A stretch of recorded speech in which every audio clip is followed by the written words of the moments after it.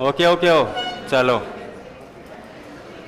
तो आज वैसे कोर्स कंप्लीट हो जाएगा, उसके बाद में आप सब ठीक हो जाओगे, ठीक है? क्योंकि आपको आज के बाद शायद मेरी शक्ल नहीं देखनी पड़ेगी। अरे फ़ोन में क्यों देख लोगे, नहीं देखनी, मुश्किल से पीछा छूटा है।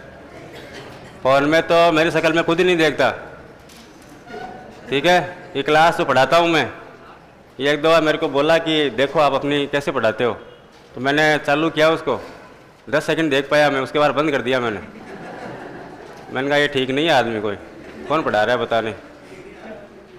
अब मेरे को मेरी आवाज़ ही पसंद नहीं है, अजीब सी लगती है मेरे को मेरी आवाज़, हैं? हाँ, आप बोल रहे हो कि लगती तो हमें भी अजीब सी है, लेकिन क्या करें, सहन कर रहे हैं, कोई बात नहीं। आज लास्ट, अभी आज के बाद आपको सहन नहीं करना पड़ेगा। क्लास शुरू कर दी क्या? चलो, तो सभी को गुड आफ्टरनून, नमस्ते, जय श्री राम, जय श्री कृष्णा, हाँ जय शंकर। राजस्थान के आयोग पढ़ रहे थे हम। देखो आज बहुत सारा पढ़ना है, आज हमें खूब सारा पढ़ना है, तो एकदम सिंसियरिटी के साथ में और थोड़ा आप सहयोग करेंगे तो हम कम समय में बहुत ज़्यादा पढ़ पाएंगे। तो हमें पढ़ेंगे राजस्थान के। अरे इतना मोटा कौन लिखता है? मैं तो नहीं लिखता।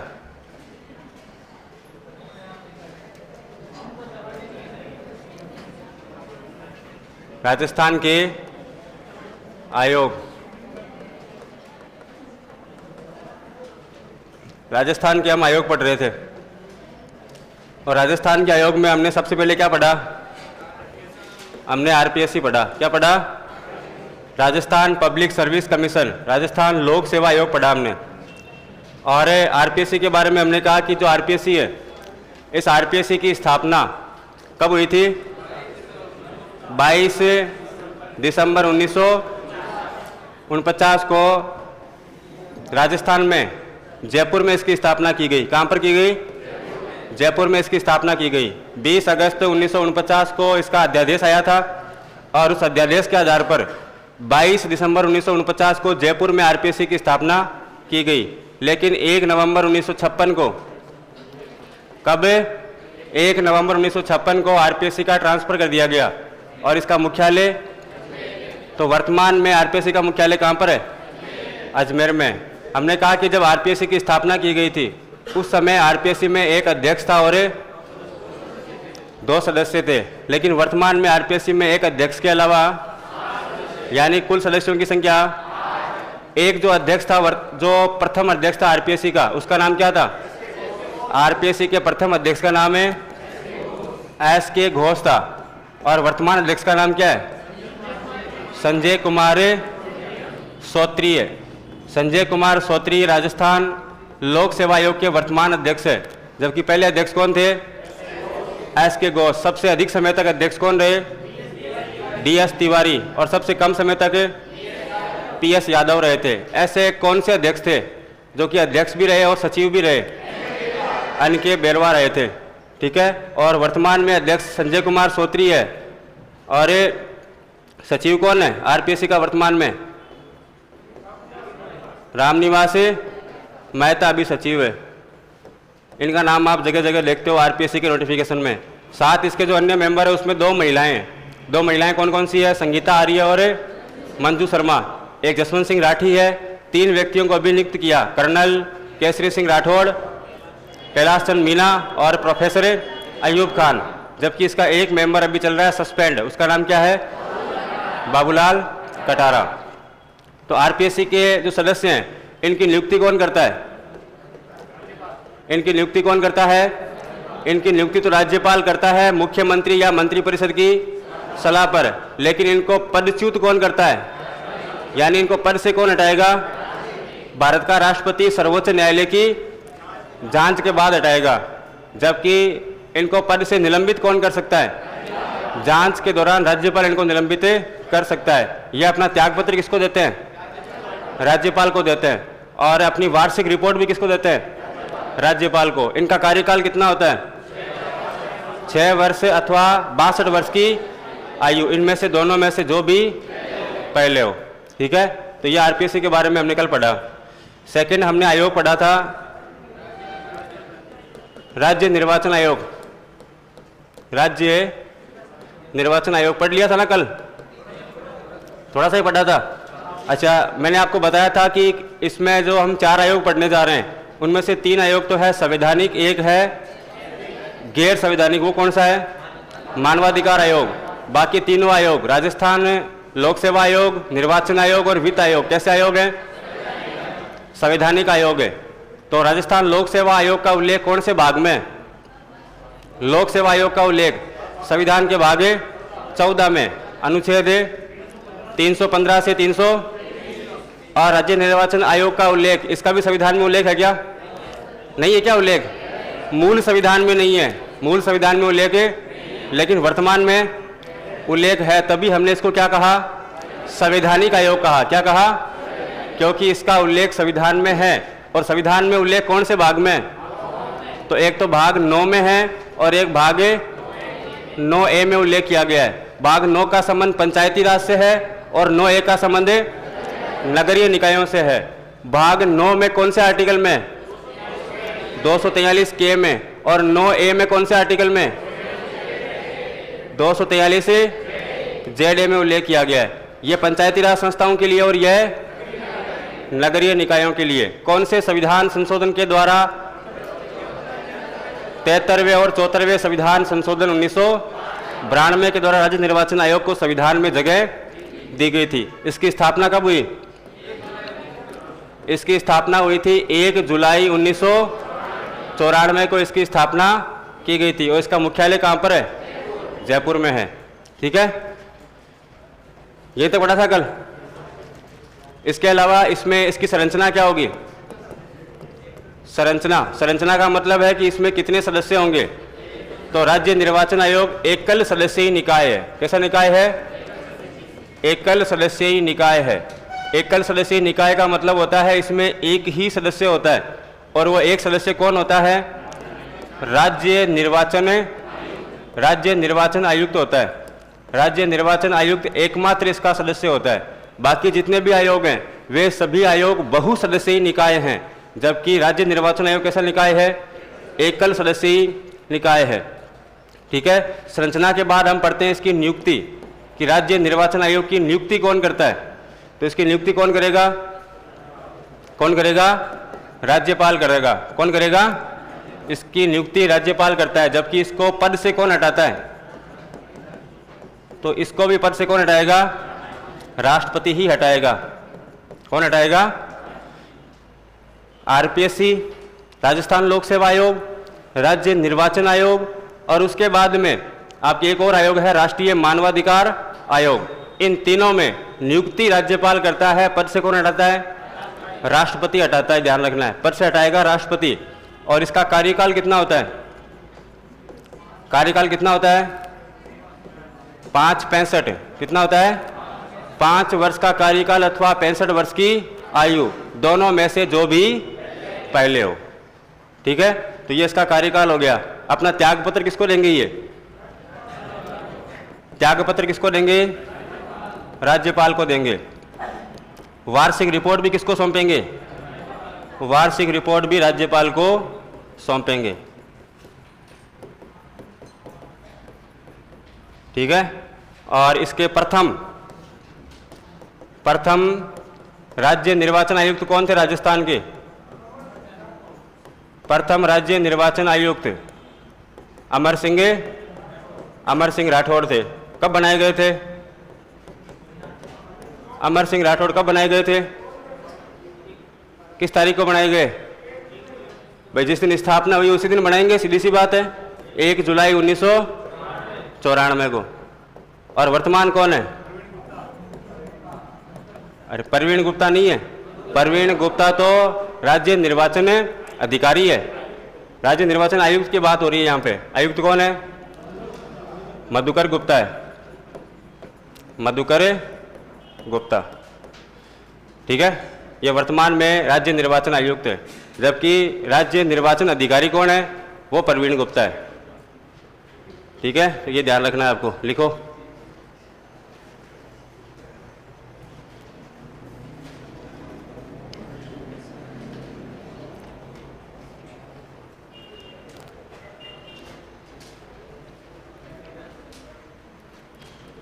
जहां तक लिख लिया है, कल जो लिखा है उससे आगे लिख लो। कल यहां तक लिख लिया था क्या? ये लिखो आज यहां से। संरचना लिख ली थी तो नियुक्ति लिख लो।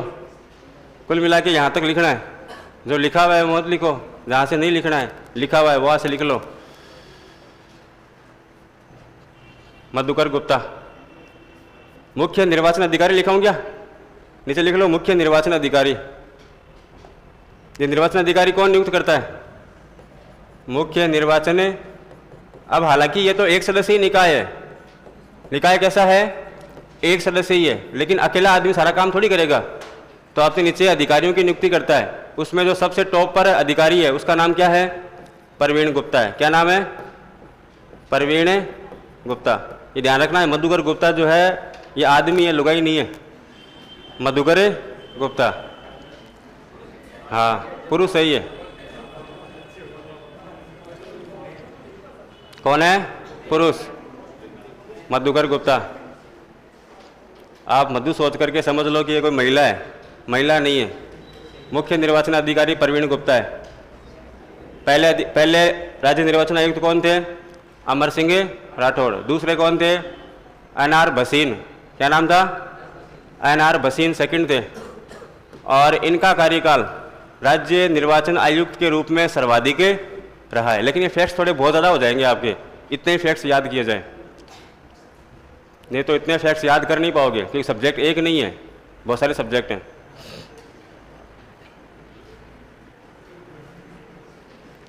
अच्छा, इनका काम क्या होता है राज्य निर्वाचन आयोग का? ये काम मैं आपको लिखा चुका हूँ। कार्य, दो कार्य होते हैं मेनली इसके। एक तो है राज्य की मतदाता सूचियां तैयार करना, जो वोटर लिस्ट होती है, वोटर लिस्ट को तैयार करना। और सेकंड है नगरीय निकायों के चुनाव करवाना, स्थानीय निकायों के, जिसमें पंचायती राज भी है और नगरीय निकाय भी है। स्थानीय निकायों के चुनाव करवाना। मुझे नहीं लगता कि मैं बीच में आ रहा हूँ क्या? आपको तो यह है कि सर एक दिन खड़े कैसे हैं, हटा दो इनको।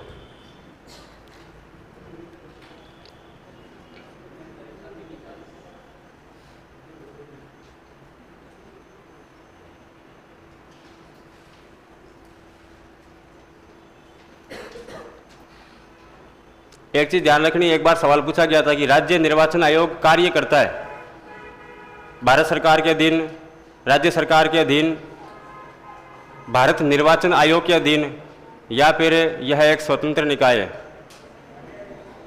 ध्यान रखना है कि राज्य निर्वाचन आयोग किसी के अधीन कार्य नहीं करता है, यह एक स्वतंत्र निकाय है।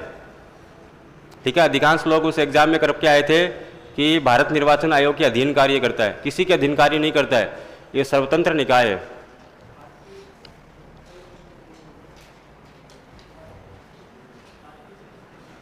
हाँ? किसी के दिन कार्य नहीं करता है। आरपीसी भी किसी के दिन कार्य नहीं करती, वो भी एक स्वतंत्र निकाय है, स्वतंत्र संस्था है।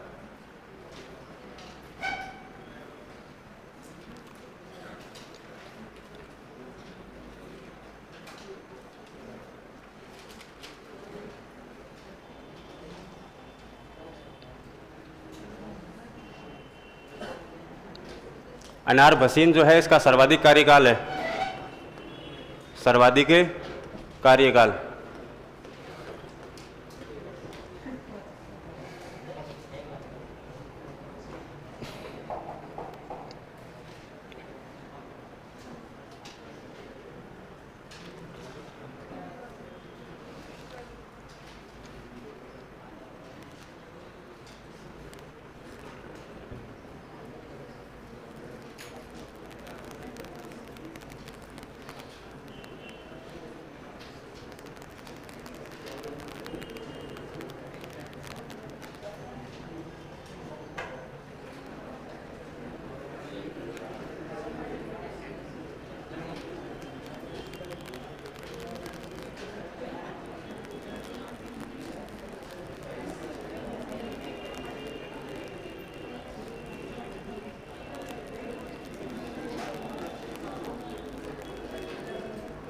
लिख लिया? कार्य लिखोगे क्या इसके? कार्य क्या है? कार्य लिखो। कार्य में लिख लो, राज्य की मतदाता सूचियां तैयार करना।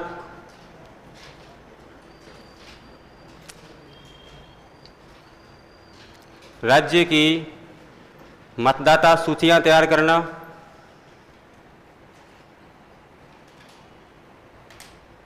मतदाता सूचियां तैयार करना तथा स्थानीय स्वशासन के या स्थानीय निकायों के चुनाव करवाना। स्थानीय निकायों के चुनाव करवाना।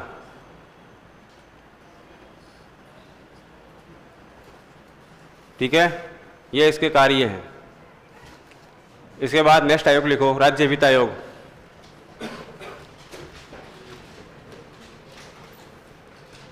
राज्य वित्त आयोग, ये भी आप वैसे तो पढ़ चुके हो पंचायती राज संस्थाओं में। जिस प्रकार से राज्य निर्वाचन आयोग का उल्लेख मूल संविधान में नहीं था, वैसे ही राज्य वित्त आयोग का उल्लेख भी मूल संविधान में नहीं था। इसको बाद में जोड़ा गया, और बाद में कब जोड़ा गया? 73वें और 74वें संविधान संशोधन के द्वारा जोड़ा गया।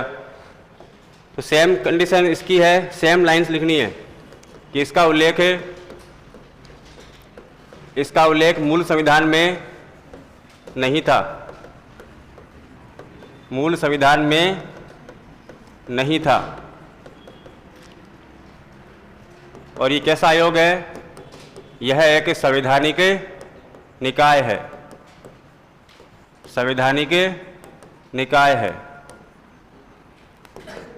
73वें तथा 74वें संविधान संशोधन द्वारा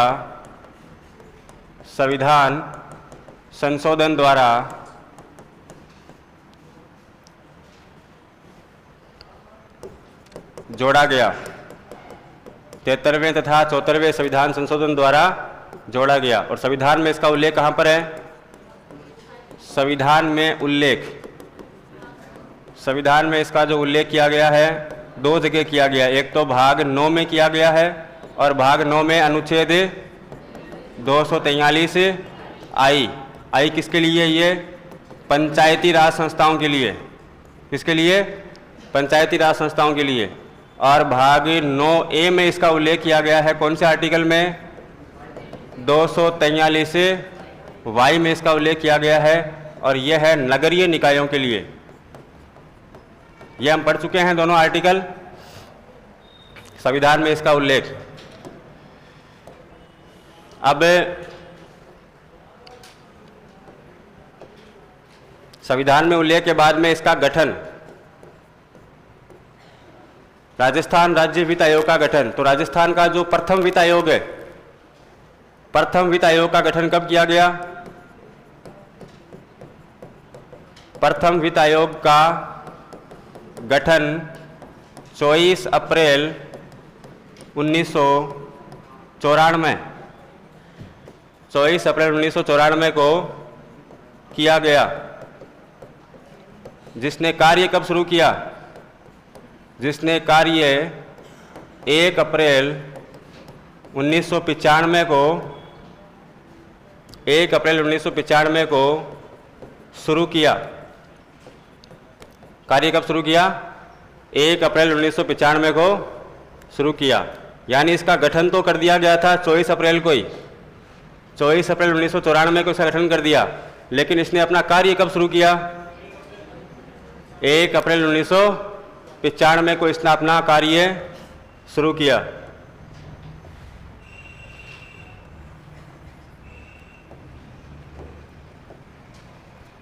राजस्थान का जो प्रथम वित्त आयोग है, प्रथम वित्त आयोग का गठन 24 अप्रैल 1994 को किया गया, जिसने अपना कार्य 1 अप्रैल 1995 को शुरू किया। और प्रथम वित्त आयोग के अध्यक्ष कौन थे? कृष्ण कुमार गोयल, के गोयल, कृष्ण कुमार गोयल।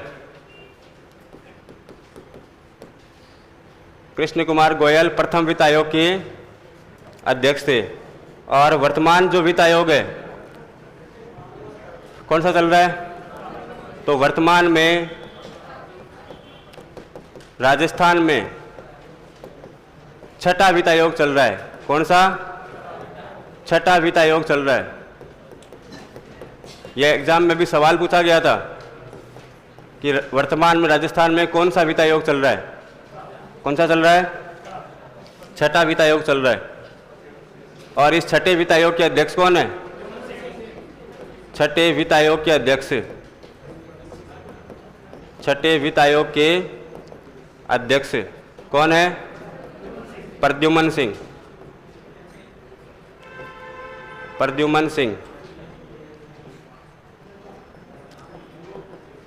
प्रद्युमन सिंह को इसका अध्यक्ष बनाया गया है। छठा जो वित्त आयोग है इसका गठन कब किया गया है?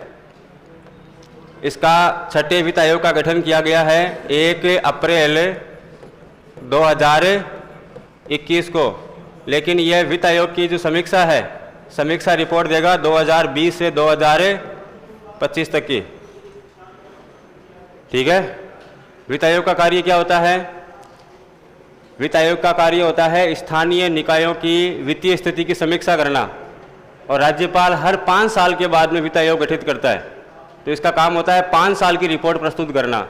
गठन इसका 2021 में हुआ है, लेकिन 2020 से 25 तक का जो 5 साल का कार्यकाल है, इस 5 साल की रिपोर्ट किसको देगा? राज्यपाल को देगा। एग्जाम में अगर सवाल पूछे कि छठा वित्त आयोग किन वर्षों की वित्तीय स्थिति की समीक्षा करेगा? 2020 से 2025 की। गठन हुआ इसका 1 अप्रैल 2021 को।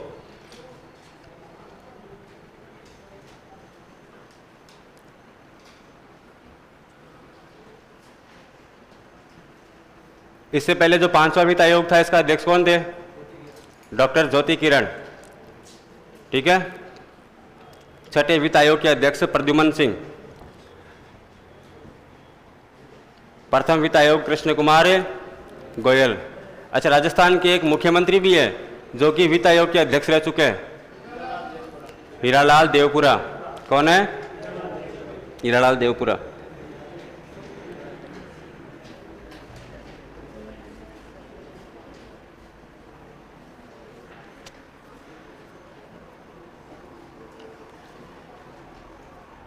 हीरालाल देवपुरा मुख्यमंत्री भी रह चुके हैं, विधानसभा के अध्यक्ष भी रह चुके हैं और राजस्थान राज्य वित्त आयोग के अध्यक्ष भी रह चुके हैं।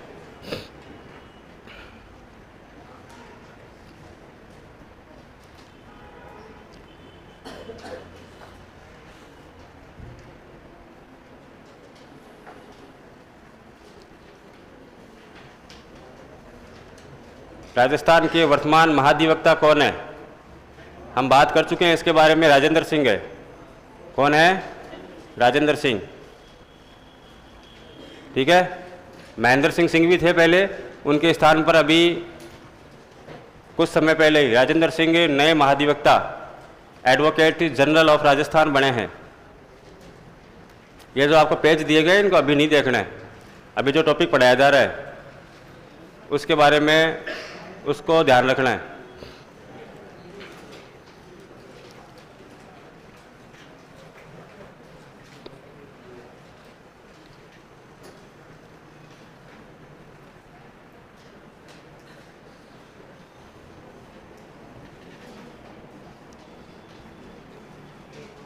लिख लिया क्या यहाँ तक?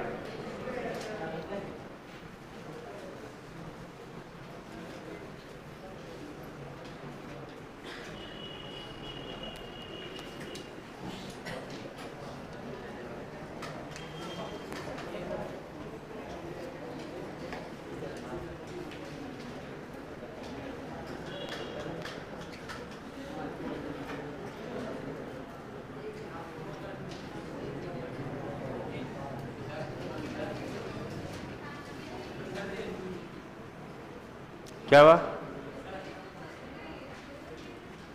लिखा हुआ लेवल फर्स्ट है। लेवल फर्स्ट में जो सिलेबस है वो आपके भी है, कॉमन है, ठीक है,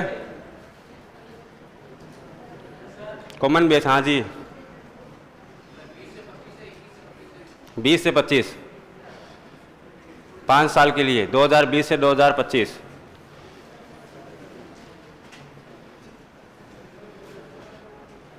लिख लिया होगा।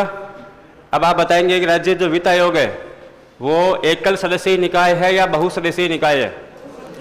बहुसदस्यीय निकाय है। कितने सदस्य होते हैं इसमें? 1+, वर्तमान में 1+2 है, लेकिन 1+4 अधिकतम में हो सकते हैं। संरचना लिखेंगे, संरचना इसमें है 1+4। कितनी है? 1+4 का मतलब है कि एक तो क्या होगा? अध्यक्ष, और अधिकतम जो सदस्यों की संख्या है वो कितनी हो सकती है? 4 तक हो सकती है। तो हम लिखेंगे 1 अध्यक्ष और अधिकतम 4 सदस्य। 1 अध्यक्ष और अधिकतम 4 सदस्य। सदस्यों की अधिकतम संख्या कितनी हो सकती है? 4 हो सकती है। लेकिन वर्तमान जो राजस्थान राज्य वित्त आयोग है, राजस्थान राज्य वित्त आयोग है, उसमें 1 अध्यक्ष के अलावा 2 सदस्य हैं। अध्यक्ष तो आपके प्रद्युमन सिंह है, और 2 मेंबर है अशोक लाहौटी और लक्ष्मण सिंह रावत। अशोक लाहौटी चुनाव, अशोक लाहौटी तो वहाँ से सांगानेर से पहले आपके सभापति थे। जयपुर जो नगर निगम है उसके सभापति रह चुके हैं अशोक लाहौटी, ठीक है, बीजेपी से। तो इन्हें भजनलाल शर्मा से पहले वहाँ पर विधायक भी रह चुके हैं ये, ठीक है, क्योंकि मैं सांगानेर रह चुका हूँ जयपुर में। तो हमारे विधायक उस समय अशोक लाहौटी जी थे। हाँ, 1 अध्यक्ष और अधिकतम में 4 सदस्य। मैक्सिमम सदस्यों की संख्या 4 हो सकती है, लेकिन वर्तमान में कितनी है? वर्तमान में 1+2 ही है। वर्तमान में कितनी है? 1+2। एक तो आपके अध्यक्ष है, 2 अन्य सदस्य। 1 अध्यक्ष कौन है? प्रद्युमन सिंह। 2 मेंबर कौन है? अशोक लाहौटी और लक्ष्मण सिंह रावत। संरचना के बाद में हो गया नियुक्ति, कि इनकी नियुक्ति कौन करेगा? नियुक्ति कौन करेगा? राज्यपाल। कौन करेगा? राज्य वित्त आयोग की नियुक्ति राज्यपाल करता है। कितने वर्ष के लिए? तो कार्यकाल लिख देता हूं, कार्यकाल 5 वर्ष। कार्यकाल कितना? 5 वर्ष। यहाँ पर 5, 65, 6, 62 नहीं होगा। राज्य जो वित्त आयोग है उसका गठन राज्यपाल 5 वर्ष के लिए करता है, ठीक है। हर 5 साल के बाद में नए वित्त आयोग का गठन किया जाता है। तो यहाँ पर 5, 65, 6, 62 वाली उस प्रकार की कोई भी आयु या कार्यकाल नहीं होगा। नियुक्ति के बाद में है अपना त्यागपत्र। रिजाइन किसको देंगे? राज्यपाल को। जबकि पद से कौन हटाएगा इनको? तो इनको पद से भी कौन हटाएगा? सब कुछ राज्यपाल ही करेगा। इसमें वित्त आयोग में ध्यान रखना है, वित्त आयोग में नियुक्त भी राज्यपाल करेगा, हटाएगा भी कौन है? राज्यपाल। बाकी जो 3 आयोग है, आरपीएससी, राज्य निर्वाचन आयोग और राज्य मानवाधिकार आयोग, उसमें नियुक्त तो करता है राज्यपाल, लेकिन हटाता है, यहाँ पर नियुक्त भी राज्यपाल करेगा और पद से हटाएगा भी राज्यपाल, ठीक है। इसके बाद बाकी सब लिखाई दिया मैंने आपको। वार्षिक रिपोर्ट, वार्षिक रिपोर्ट भी किसको देंगे? राज्यपाल को, ठीक है।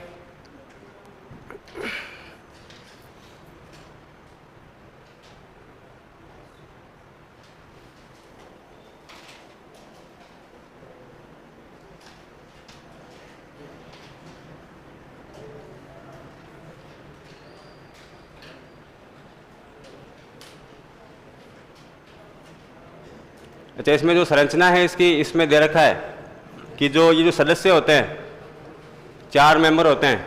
ये 4 मेंबर कौन कौन हो सकते हैं? केवल मैं बता रहा हूँ, आपको लिखना नहीं है। 4 मेंबर में ये कंपलसरी है कि 2 मेंबर तो होने चाहिए जिनकी न्यायिक पृष्ठभूमि हो, ठीक है, या तो जज हो या किसी भी न्यायिक सेवा में कार्य उनका रहा हो। तो 2 मेंबर तो होने चाहिए न्यायिक पृष्ठभूमि से। एक सदस्य वो होना चाहिए जो कि लेखा मामलों का, अकाउंटिंग का विशेषज्ञ हो, और 1 मेंबर होना चाहिए जिसको आर्थिक मामलों की जानकारी हो, आर्थिक विशेषज्ञ हो।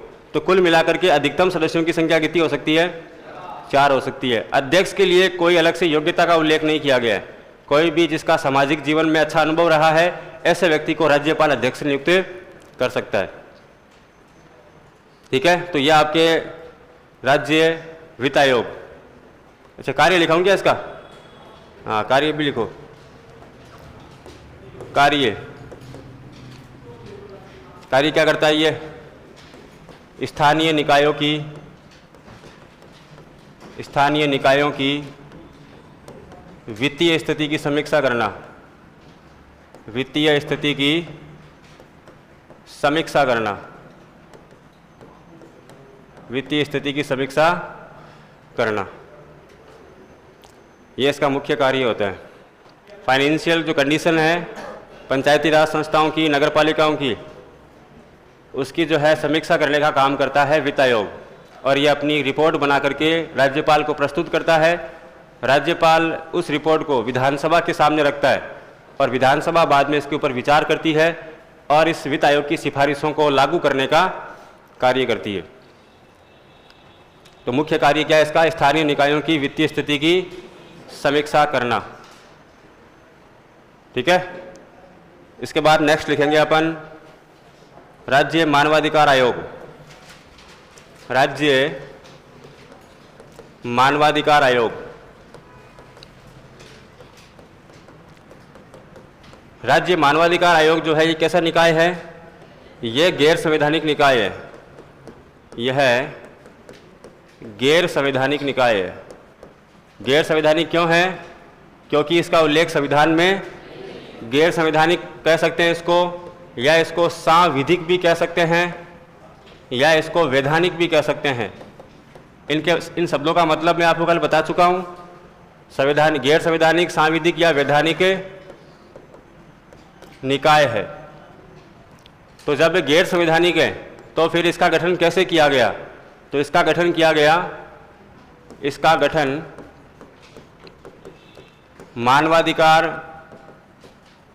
मानवाधिकार संरक्षण अधिनियम। कौन सा अधिनियम? 1993 के तहत किया गया। मानवाधिकार संरक्षण अधिनियम 1993 के तहत किया गया। यह मानवाधिकार संरक्षण जो अधिनियम है ये किसने पारित किया? भारत की संसद ने। संसद एक बिल लेकर के आई थी 1993 के अंदर, और उस बिल को पास किया था 1993 में। उस बिल का नाम क्या था? मानवाधिकार संरक्षण अधिनियम। इसी अधिनियम के तहत भारत में राष्ट्रीय मानवाधिकार आयोग बनाया गया और इसी अधिनियम के तहत राज्यों के अंदर राज्य मानवाधिकार आयोग का गठन किया गया। कौन सा अधिनियम में ध्यान रखना है? मानवाधिकार संरक्षण अधिनियम 1993। और इसके तहत राजस्थान में मानवाधिकार आयोग के गठन की अधिसूचना जारी की गई। क्या जारी की गई? अधिसूचना 18 जनवरी 1999 को राज्य मानवाधिकार आयोग के गठन की अधिसूचना कब जारी की गई? 18 जनवरी 1999। और इसने अपना कार्य कब शुरू किया? कार्य प्रारंभ कह सकते हैं या स्थापना कह सकते हैं। कार्य प्रारंभ कब किया? 23 मार्च 2000 को। 23 मार्च 2000 को राज्य मानवाधिकार आयोग ने अपना कार्य शुरू किया। 18 जनवरी 1999 को गठन की अधिसूचना जारी की स्टेट गवर्नमेंट ने, और उसके बाद में इसने अपना वर्क जो है, अपना कार्य वो शुरू कब किया? 23 मार्च 2000 को शुरू किया। इसकी संरचना की हम बात करें, संरचना, तो इसमें कितने सदस्य होते हैं अध्यक्ष के अलावा? कितने होते हैं? वर्तमान में 1+2 होते हैं, लेकिन जब इसका गठन किया गया था तब इसमें 1+4 थे। लेकिन वर्तमान में मानवाधिकार संरक्षण जो अधिनियम है इसमें संशोधन किया गया वर्ष 2006 में। कब किया गया? वर्ष 2006 में इसमें संशोधन किया और संशोधन करके अन्य सदस्यों की संख्या 4 से घटा करके 2 कर दी गई। तो संरचना में हम लिखेंगे कि गठन के समय एक अध्यक्ष प्लस 4 अन्य सदस्य, एक अध्यक्ष प्लस 4 अन्य सदस्य। लेकिन वर्तमान में क्या है संरचना इसकी? एक अध्यक्ष प्लस 2 अन्य सदस्य। और ये व्यवस्था कब की गई? तो लिखेंगे मानवाधिकार संरक्षण अधिनियम, संशोधन अधिनियम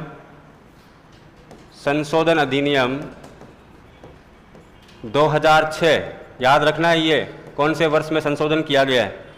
2006 में संशोधन करके और राज्य मानवाधिकार आयोग में सदस्यों की संख्या घटाकर 1+4 से 1+2 कर दी गई। तो गठन के समय तो सदस्यों की संख्या 1+4 थी, वर्तमान में 1+2 है, कुल सदस्य 3 है। तो इसके पहले अध्यक्ष कौन थे? आचार्य कुड़ी। राज्य मानवाधिकार आयोग के अध्यक्ष हैं? हाँ, श्रीमती कांता कुमारी भटनागर।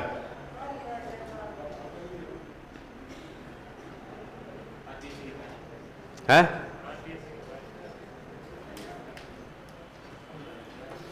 आरपीसी के कार्य बताओ। तो आरपीसी क्या करती है? भर्ती परीक्षाओं की जो 3600 ग्रेड पे के ऊपर की भर्तियां होती है उनके एग्ज़ाम करवाती है। आपके जो एग्ज़ाम होते हैं वो 2 तरह के हैं।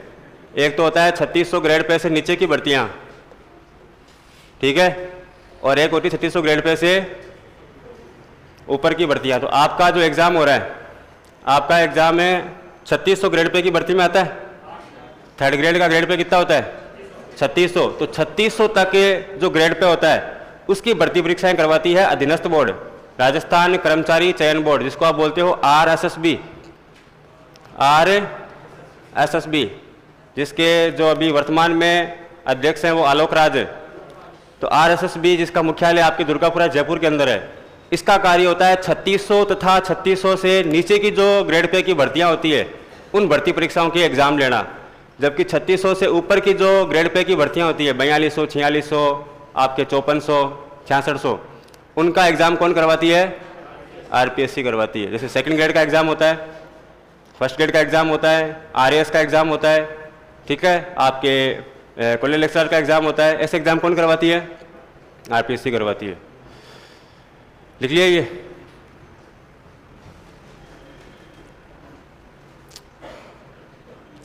चलो, तो प्रथम अध्यक्ष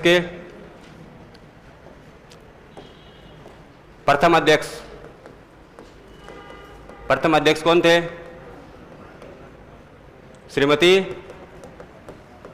श्रीमती कांता कुमारी भटनागर,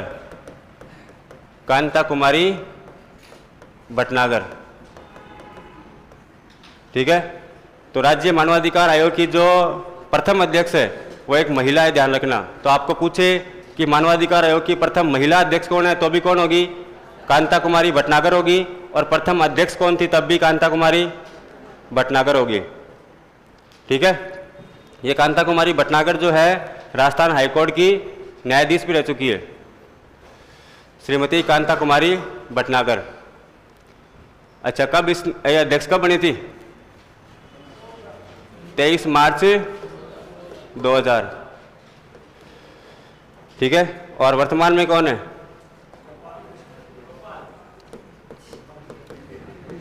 छोटा भाई है क्या आपका? गोपाल कृष्ण व्यास, GK व्यास। कौन है? गोपाल कृष्ण व्यास है, ठीक है। राज्य मानवाधिकार आयोग के ऐसे सदस्य हैं जो कि बाद में सुप्रीम कोर्ट में न्यायाधीश बने। प्रोफेसर सगीर अहमद। कौन है? प्रोफेसर सगीर अहमद। हमने इसकी संरचना लिखी थी, नियुक्ति नहीं लिखी ना अभी, नियुक्ति लिखो। नियुक्ति कौन करता है? नियुक्ति करता है राज्यपाल। नियुक्ति कौन करता है? राज्यपाल करता है। लेकिन राज्यपाल एक कमेटी की सिफारिश पर करता है। राज्यपाल करता है लेकिन एक समिति की सिफारिश पर करता है।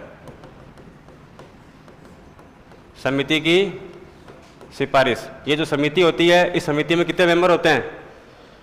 4 मेंबर होते हैं। कितने मेंबर होते हैं? इस समिति में 4 सदस्य होते हैं।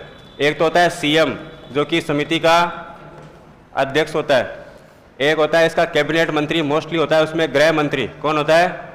राज्य का गृह मंत्री। तीसरा होता है विधानसभा का अध्यक्ष। कौन होता है? विधानसभा का अध्यक्ष। चौथा कौन होता है? नेता प्रतिपक्ष या विधानसभा में विपक्ष का नेता। इन 4 सदस्यों की जो कमेटी होती है, इन कमेटी की सिफारिश पर राज्यपाल मानवाधिकार आयोग के अध्यक्ष और सदस्यों की नियुक्ति करता है। कितने मेंबर होते हैं? एक तो होता है अध्यक्ष, 2 होते हैं सदस्य। नियुक्ति करता है राज्यपाल। त्यागपत्र भी राज्यपाल को। लेकिन पद से कौन हटाएगा? पद से हटाना तो सर्वोच्च न्यायालय की जांच के बाद, सर्वोच्च न्यायालय की जांच के बाद कौन हटाएगा? राष्ट्रपति हटाएगा। सर्वोच्च न्यायालय की जांच के बाद राष्ट्रपति हटाएगा। अच्छा, कार्यकाल नहीं लिखा है क्या इसका? कार्यकाल कितना होता है बताओ? कार्यकाल ध्यान रखना है इसका 370। कितना होता है? 370, यानी 3 वर्ष का उसका कार्यकाल या फिर 70 वर्ष की आयु, दोनों में से जो भी पहले हो। 370 होता है। एक इसमें आप लिख लीजिए सदस्यों की योग्यताएं। सदस्यों की योग्यताएं। तो सदस्य कितने होते हैं? 1 + 2 होते हैं। अध्यक्ष कौन बन सकता है? राज्य जो मानवाधिकार आयोग है उसका अध्यक्ष कौन बन सकता है? उच्च न्यायालय का कार्यरत अथवा सेवानिवृत्त न्यायाधीश, न कि मुख्य न्यायाधीश। ये ध्यान रखना। पहले इसमें था मुख्य न्यायाधीश। 2006 से पहले, 2019 से पहले इसमें यह व्यवस्था थी कि उच्च न्यायालय का या हाईकोर्ट का या तो कार्यरत या फिर सेवानिवृत्त मुख्य न्यायाधीश ही राज्य मानवाधिकार आयोग का अध्यक्ष बन सकता था। लेकिन अब इसमें व्यवस्था कर दी गई है कि हाईकोर्ट का कोई भी न्यायाधीश, वो चाहे अभी कार्यरत है या फिर सेवानिवृत्त है, कोई भी न्यायाधीश इसका अध्यक्ष बन सकता है। समझ में आ रहा है क्या? अब जो 2 मेंबर है, 2 सदस्य हैं, 2 सदस्य, ये 2 सदस्य किस प्रकार से नियुक्त किए जाएंगे? तो 2 सदस्यों में से एक के लिए तो सेम यही व्यवस्था है कि उच्च न्यायालय का कार्यरत या सेवानिवृत्त मुख्य न्यायाधीश होना चाहिए, हाईकोर्ट का न्यायाधीश। और दूसरा मेंबर जो इसमें होता है, दूसरा सदस्य, वो होना चाहिए जाना माना विधिवेता। जाना माना विधिवेता, या हम कह सकते हैं कानून का जानकार, मानवाधिकारों का जानकार। मानवाधिकारों का जानकार। मानवाधिकार आयोग होगा तो मानवाधिकारों का जानकार, मानवाधिकारों का जानकार।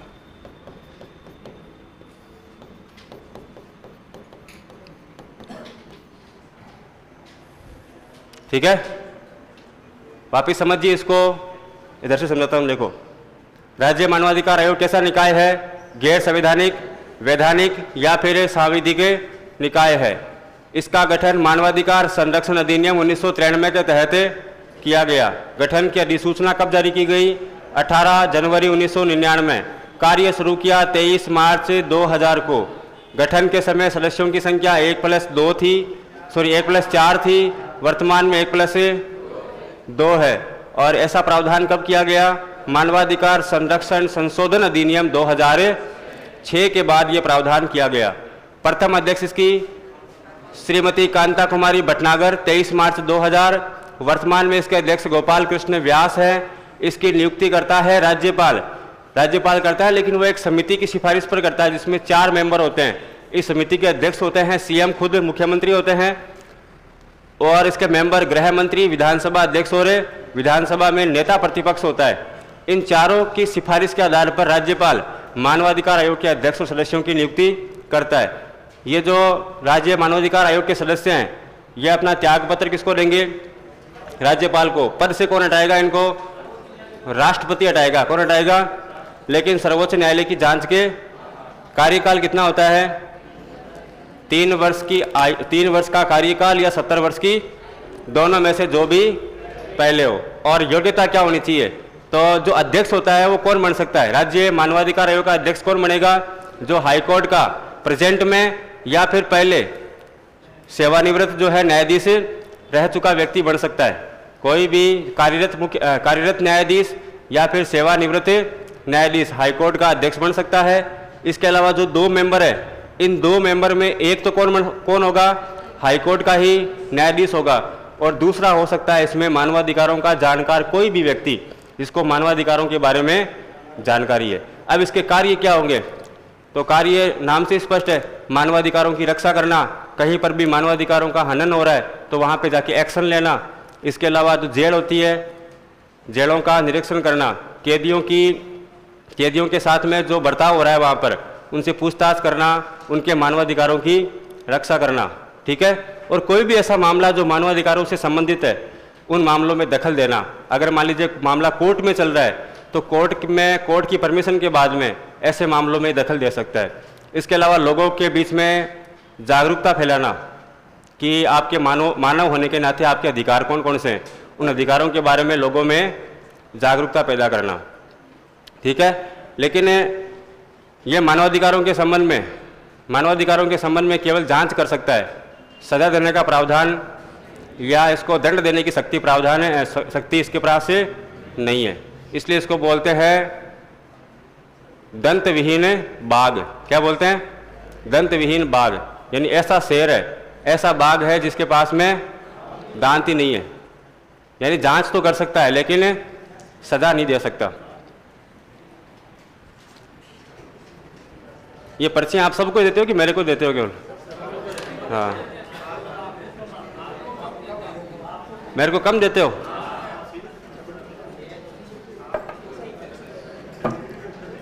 ये लिख लिया? पेनल लगा दिया क्या?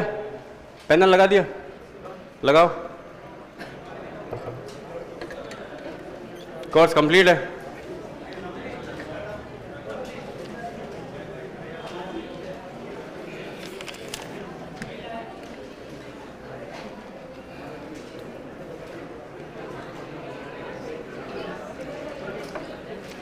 वर्तमान में 2 अन्य मेंबर कौन है? मेरे माइंड से अभी स्लिप हो रहा है।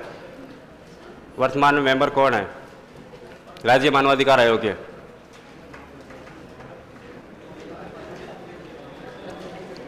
एक तो है शायद मदन सिंह झाला। मदन सिंह झाला होना चाहिए एक व्यक्ति तो, और एक व्यक्ति कोई और है। हैं?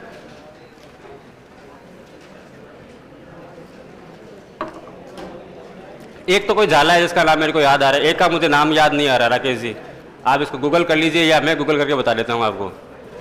ठीक है, चलो।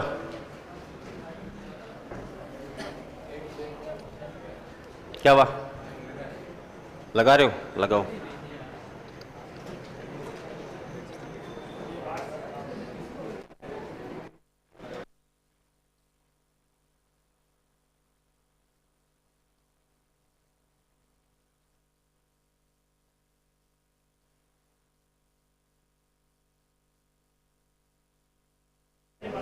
राज्य सरकार को, राज्यपाल को। लो भाई इधर देखो, अब सारे इधर आ जाओ। बोलो, आप बोलो। Blue T shirt, blue shirt, हाँ बोलो, क्या बोल रहे हो?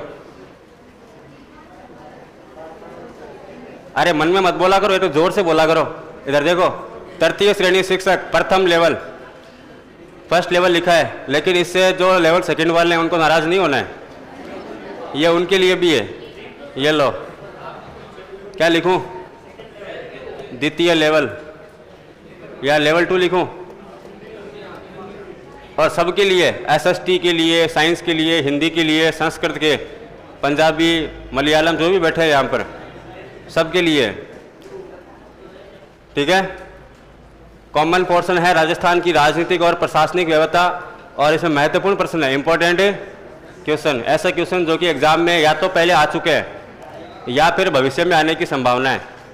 सबके पास में फाइल पहुंच चुकी है क्या? हाँ, तो उसमें क्या लगाने हैं? फटाफट टिक लगाने हैं। समय कितना है अपने पास? कहाँ चला गया?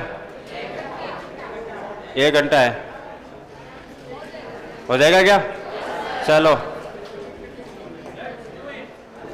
है पहला क्वेश्चन आपकी कंप्यूटर स्क्रीन पर। भारत के संविधान का, आवाज नहीं करनी अब, भारत के संविधान का कौन सा अनुच्छेद उपबंध करता है कि प्रत्येक राज्य के लिए एक राज्यपाल होगा? प्रत्येक राज्य के लिए राज्यपाल होगा, कौन सा आर्टिकल है?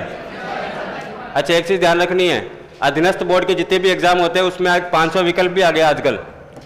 अनुत्तरित, यदि मान लीजिए किसी प्रश्न को आपको अटेंड नहीं करना है तो गोला खाली नहीं छोड़ना है, उसमें क्या भरना है?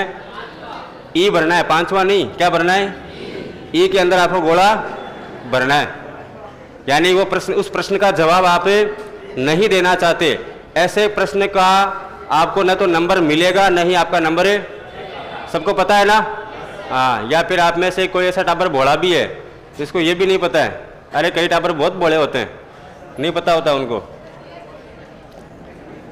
तो अनुच्छेद 153 में स्पष्ट रूप से लिखा हुआ है कि प्रत्येक राज्य के लिए क्या होगा? एक राज्यपाल होगा। हालांकि 7वें संविधान संशोधन के द्वारा इसमें 153 में एक लाइन और जोड़ी गई और कहा गया कि 2 या 2 से अधिक राज्यों का एक राज्यपाल हो सकता है। आर्टिकल 154 में कहा गया है कि राज्य की समस्त कार्यपालिका शक्तियां राज्यपाल में, लेकिन राज्यपाल इनका प्रयोग अपने अधीनस्थ अधिकारियों के माध्यम से। 155 में इसकी नियुक्ति का उल्लेख किया गया है। इसकी नियुक्ति कौन करेगा?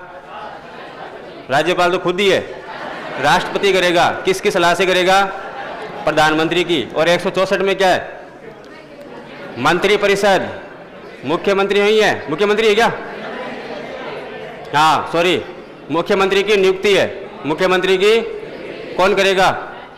राज्यपाल करेगा। और किसको बनाएगा? विधानसभा में बहुमत प्राप्त। चलो अगला प्रश्न, 7वें संविधान संशोधन अधिनियम 1956 की किस धारा के अनुसार एक व्यक्ति को 2 या 2 से अधिक राज्यों का राज्यपाल नियुक्त किया जा सकता है? ऐसे प्रश्न जो होते हैं वो छोड़ने का होता है, ध्यान रखना।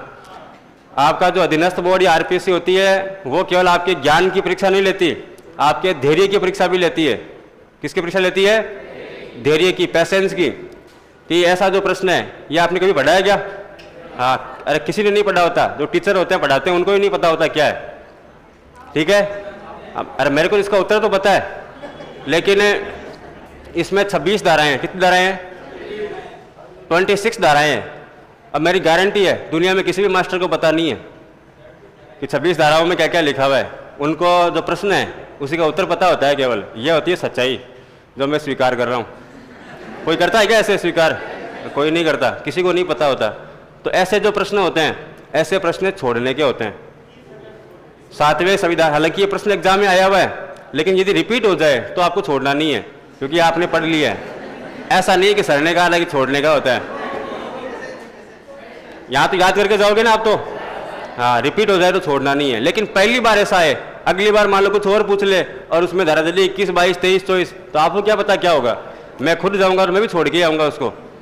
तो आरपीएससी आपके धैर्य की भी परीक्षा लेती है कि आप में कितना पेशेंस है, ठीक है। तो ये जो पूरा खेल है, ये पूरा खेल पेशेंस का ही होता है। तो इसमें आंसर क्या होगा? हालांकि शुरुआत की 3-4 धाराएं तो मेरे को याद है, 3-4 धाराएं मेरे को याद है, और ये धाराएं भी किसी को याद नहीं होती है, मेरे को याद है केवल। तो इसमें जो 7वां संविधान संशोधन है इसमें देखो स्टार्टिंग में क्या कहा गया है, 7वें संविधान संशोधन के द्वारा सबसे पहले तो जो है राज्यों का पुनर्गठन किया गया। भारत में जितने भी राज्य हैं उनका भाषाई आधार पर वापस पुनर्गठन किया गया था। पहले जो राज्य बनाए गए थे वो राज्य ऐसे ही बना दिए, ठीक है। बाद में राज्यों ने मांग की कि हमारा भाषा के आधार पर राज्य अलग अलग बनाओ। पंजाबियों ने कहा हमारा पंजाब बनाओ, गुजरातियों ने कहा गुजरात बनाओ, मराठियों ने कहा महाराष्ट्र बनाओ, ठीक है। उधर मलयालम वालों ने कहा कि हमारा अलग से राज्य बनाओ। तो 1 नवंबर 1956 को जो राज्य पुनर्गठन आयोग बना था, जिसकी अनुशंसा पर संविधान में 7वां संविधान संशोधन किया गया, इसके द्वारा राज्यों का पुनर्गठन किया गया। और भारत में 1 नवंबर 1956 को 14 स्टेट बनाए गए। कितने स्टेट है? 14 स्टेट बनाए गए थे और 6 बनाए गए थे संघ शासित प्रदेश। तो पहले में तो ये लिखा हुआ है।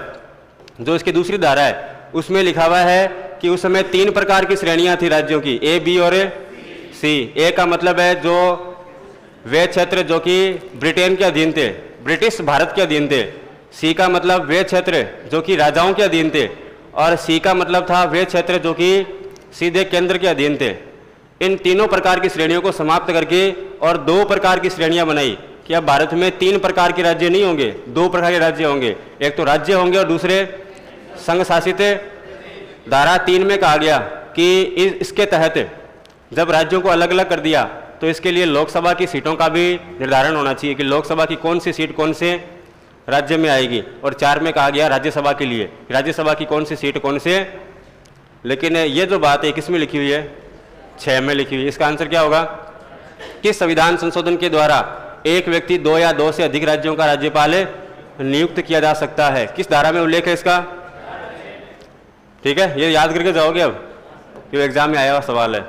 निम्नलिखित में से कौन सा युग में सही सुमेलित नहीं को भी ध्यान से पढ़ना है, ठीक है। कौन सा सुमेलित नहीं है? तो 154 में लिखा हुआ है राज्य की कार्यपालिका। सही बात है क्या? एकदम सही है। 155 में इसकी नियुक्ति है, ये बात भी सही है। 156 में राज्यपाल की नियुक्ति हेतु, हाँ 156 में क्या है? कार्यकाल का उल्लेख किया गया है, राज्यपाल का कार्यकाल। जबकि योग्यता का उल्लेख किसमें है? 157 में है। और 163 में है राज्य की, ये तो सही है, मंत्रिपरिषद। तो इसका आंसर क्या होगा? सी होगा। अगला देखो, राज्य की कार्यपालिका की केंद्र द्वारा, अच्छा राज्यपालों की, राज्य के राज्यपालों की केंद्र द्वारा नियुक्ति के प्रावधान को लिया गया है कनाडा के संविधान से। अगला, राज्यपाल की अनुपस्थिति में उसके दायित्वों का निर्वहन कौन करता है? कौन करता है? उच्च न्यायालय का।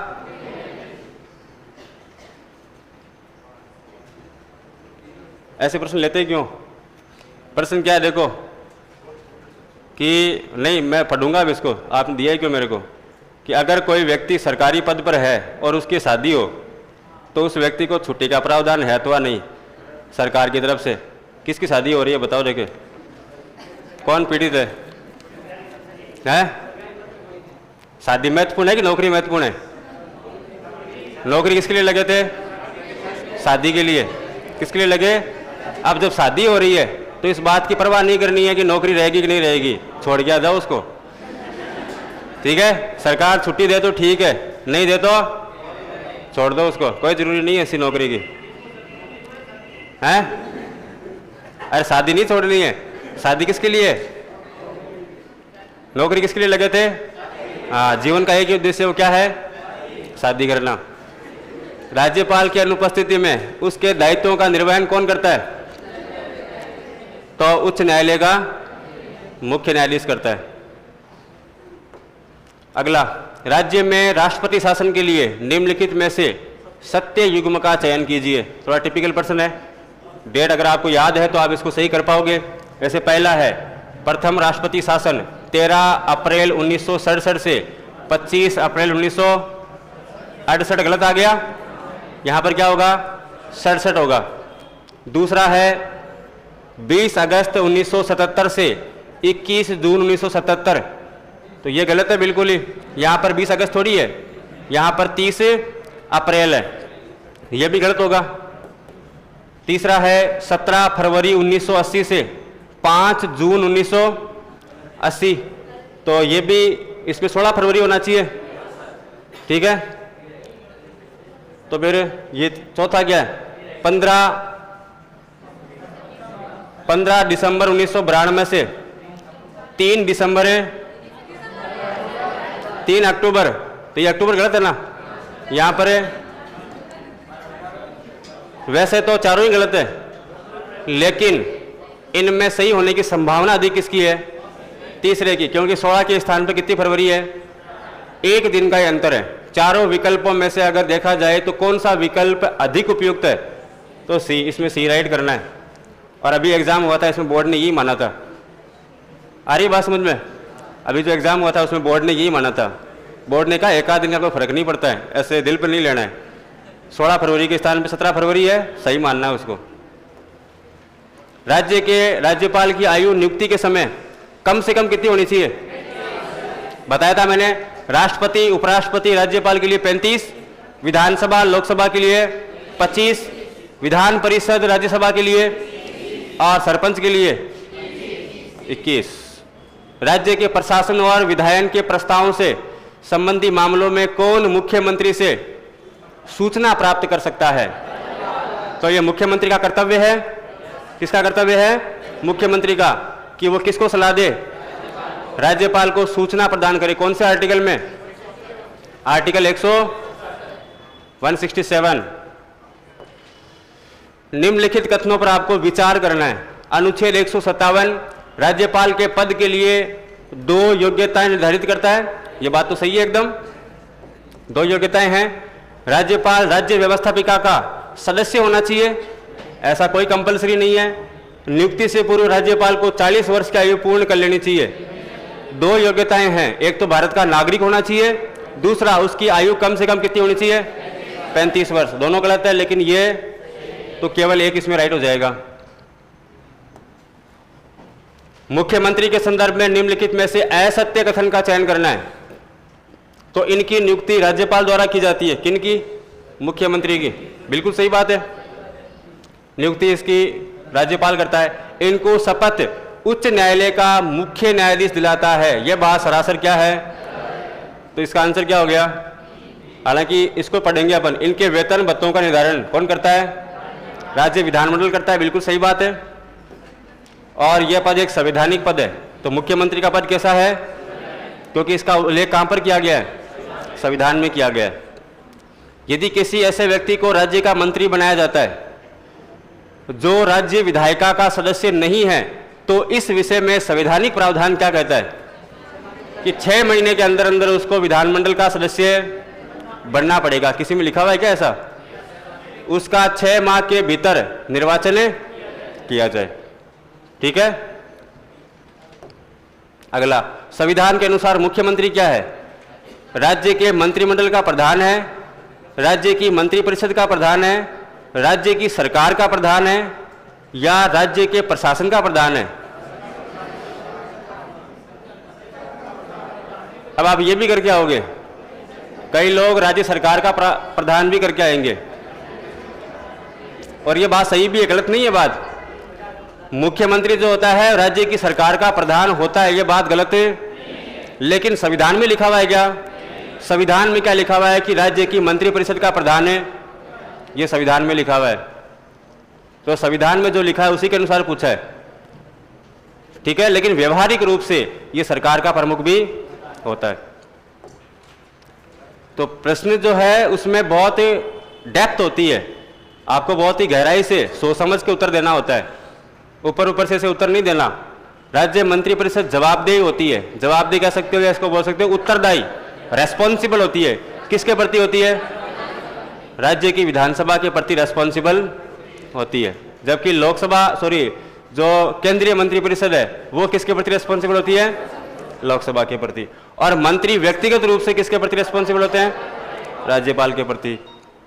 निम्नलिखित में से कौन सा कथन गलत है, तो मंत्रियों की सहायता के लिए संसदीय सचिवों की नियुक्ति की जाती है, बिल्कुल सही बात है, मंत्रियों की सहायता के लिए की जाती है। राज्य सरकारें विधायकों में से संसदीय सचिवों की नियुक्ति करती है, यह बात भी सही है। मुख्यमंत्री संसदीय सचिव की नियुक्ति करते हैं और पद की शपथ दिलाते हैं, ये बात भी सही है।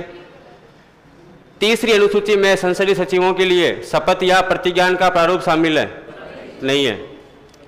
तीसरी अनुसूची के अंदर संसदीय सचिवों की शपथ का उल्लेख है, मंत्रियों की शपथ का उल्लेख है, जिसमें आपके तीनों प्रकार के मंत्री हैं, कैबिनेट मंत्री, राज्य मंत्री, स्वतंत्र प्रभार, और संसदीय सचिवों की शपथ का उल्लेख इसमें नहीं किया गया है।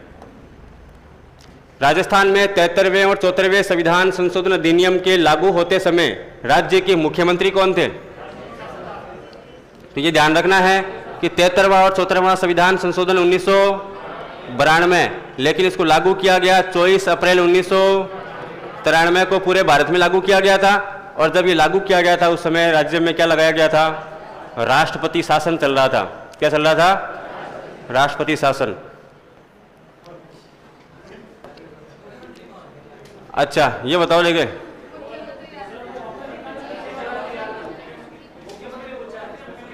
हमारा मुख्यमंत्री पूछा है, ये सवाल ऐसे ही आया था एग्जाम के अंदर कि मुख्यमंत्री कौन थे, और हरदेव जोशी, शिवचरण माथुर, भैरव सिंह शेखावत, राष्ट्रपति शासन। तो ये ध्यान रखना है कि इस समय आपातकाल लगा हुआ था राज्य के अंदर। 15 दिसंबर 1992 से लगा करके और 3 दिसंबर 1993 तक क्या लगा हुआ था? आपातकाल लगा हुआ था। हाँ, तो लागू कब हुआ है? 24 अप्रैल 1993। ये किसके बीच में आता है? 3 दिसंबर से पहले आता है या बाद में आता है? क्या बोल रहे हो? अरे सीएम थे ही नहीं ना, जब राष्ट्रपति शासन होता है उस समय विधानसभा भंग हो जाती है, कोई मुख्यमंत्री नहीं होता।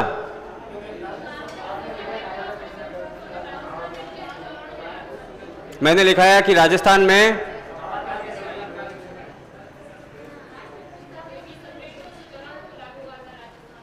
मैंने लिखा है कि राजस्थान में 23 अप्रैल 1994 को क्या लागू हुआ? 23 अप्रैल 1994 को राजस्थान में पंचायती राज अधिनियम लागू किया गया इस संविधान संशोधन के तहत। ये लिखाया था मैंने।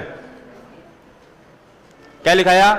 कि 73वें संविधान संशोधन के तहत राजस्थान में 23 अप्रैल 1994 को राजस्थान पंचायती राज अधिनियम 1994 लागू किया गया। ये लिखाया था मैंने। क्या लिखा है मुझे पता है। तो इस समय क्या था? राष्ट्रपति शासन। अब ये बता दो देखिए इसका आंसर क्या होगा, फटाफट बताओ। बदनलाल शर्मा का पद क्या है? राज्यपाल है क्या? तो क्या है? स्पीकर है। मुख्यमंत्री राजस्थान सरकार। निम्नलिखित में से किस महिला को कमला बेनीवाल के बाद राजस्थान की दूसरी महिला उप मुख्यमंत्री बनने का सौभाग्य प्राप्त हुआ है? तो दिया कुमारी। कौन है? या गायत्री देवी है? दिया कुमारी है। गायत्री देवी कौन थी? सांसद थी। कहाँ की थी? ये जयपुर राजघराने की थी। मान सिंह की, सवाई मान सिंह द्वितीय की पत्नी थी। ठीक है। इनकी किताब लिखी हुई है प्रिंसेस रिमेंबर्स। क्या नाम है? प्रिंसेस रिमेंबर्स नाम से इनकी किताब लिखी हुई है इनकी खुद की, गायत्री देवी की। हाँ, मेरी पढ़ी हुई है, आप भी पढ़ना। निम्नलिखित में से किस मुख्यमंत्री के त्यागपत्र देने के पश्चात बरकतुल्ला खान को राजस्थान का मुख्यमंत्री नियुक्त किया गया? किसके बाद में? मोहनलाल सुखाड़िया। 1971 बताया था मैंने आपको कि मोहनलाल सुखाड़िया की बननी बंद हो गई इंदिरा गांधी से, इनसे त्यागपत्र दिलवाया और मुख्यमंत्री किसको बनाया? बरकतुल्ला खान को। राजस्थान के प्रथम मुस्लिम मुख्यमंत्री, प्रथम अल्पसंख्यक के ऐसे मुख्यमंत्री जिनकी पद पर रहते हुए तीनों कौन है? बरकतुल्ला खान। तो इसका आंसर क्या होगा? मोहनलाल सुखाड़िया। राजस्थान मंत्री परिषद की न्यूनतम संख्या हो सकती है, मिनिमम कितनी हो सकती है? 11 प्लस कुल मिलाकर के 12, जिसमें मुख्यमंत्री भी शामिल है। और अधिकतम कितनी हो सकती है? अधिकतम हो सकती है 29 प्लस यानी कुल 30। ऐसा प्रावधान कब किया गया? कौन से संविधान संशोधन में? 93 या 91? 91वें संविधान संशोधन 91वां संविधान संशोधन किया गया था 2003 के अंदर, और उसके तहत यह प्रावधान कि मैक्सिमम संख्या 30 और मिनिमम 12, जिसमें मुख्यमंत्री भी शामिल है। राज्य विधान परिषद का गठन होता है। ये प्रश्न कहाँ से आ गया? विधान परिषद लिखा ही दिया मैंने आपको। कोई बात नहीं। तो राज्य विधान परिषद का गठन होता है प्रत्यक्ष मतदान द्वारा होता है क्या? नहीं होता है, पता ही है आपको। या संसद के सदस्यों के द्वारा होता है क्या? नहीं होता। मुख्यमंत्री के मनोनयन द्वारा होता है क्या? निर्वाचक मंडल के द्वारा होता है। इस प्रकार से राष्ट्रपति का निर्वाचक मंडल होता है, उपराष्ट्रपति का होता है, वैसे ही विधान परिषद का भी क्या होता है? निर्वाचक मंडल होता है। इसमें 1/3 सदस्यों को एमएलए चुनते हैं, 1/3 सदस्यों को स्थानीय निकाय के सदस्य चुनते हैं, 1/6 सदस्यों को राज्यपाल मनोनीत करता है, 1/12 सदस्यों को जो 3 वर्षीय अनुभव के शिक्षक हैं, सेकंड ग्रेड शिक्षक जिसको बोलते हैं अपन, उच्च माध्यमिक के जो शिक्षक होते हैं जिनको 3 साल का अनुभव हो जाता है, ऐसे शिक्षक 1/12 सदस्यों को चुनते हैं। और 1/12 सदस्यों को चुनते हैं ग्रेजुएट स्टूडेंट, जिनको स्नातक किए हुए कम से कम 3 साल है। बताया था क्या मैंने ऐसा आपको? हाँ, कोई बात नहीं, ये चुनते हैं, ये ध्यान रखना है। तो चुनाव कैसे होता है? निर्वाचक मंडल के द्वारा होता है। राजस्थान की विधानसभा के लिए प्रादेशिक निर्वाचन क्षेत्रों का निर्धारण किस जनगणना के आधार पर किया गया? 1900। देखो इसमें दो चीजें हैं। एक तो होता है विधानसभा सीटों की संख्या। विधानसभा सीटों की संख्या को 2026 तक के लिए नियत कर दिया गया। यह प्रावधान किया गया था 84वें संविधान संशोधन 2001 के द्वारा।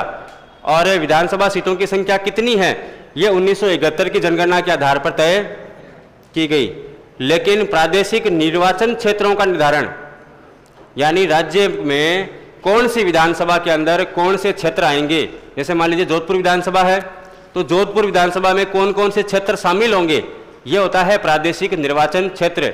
और इसका निर्धारण किया गया था 87वें संविधान संशोधन 2003 के बाद 2001 की जनगणना के आधार पर।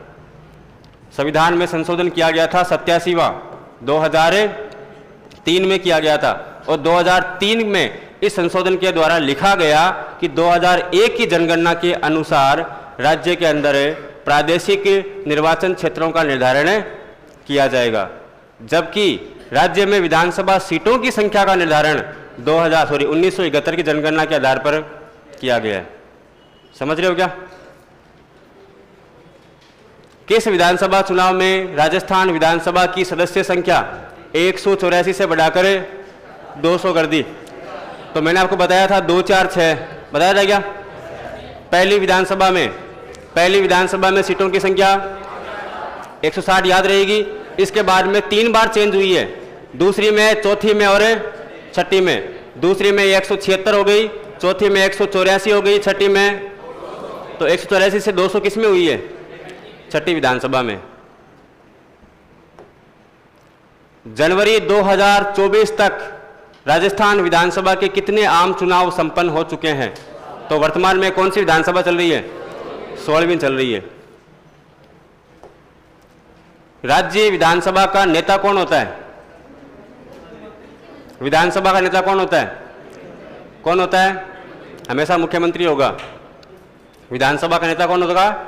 मुख्यमंत्री होता है। जबकि सेंटर में अगर कहा जाए तो प्रधानमंत्री जिस सदन का सदस्य होता है उस सदन का नेता होता है। राजस्थान विधानसभा में विपक्ष का नेता कौन है अभी? टीकाराम।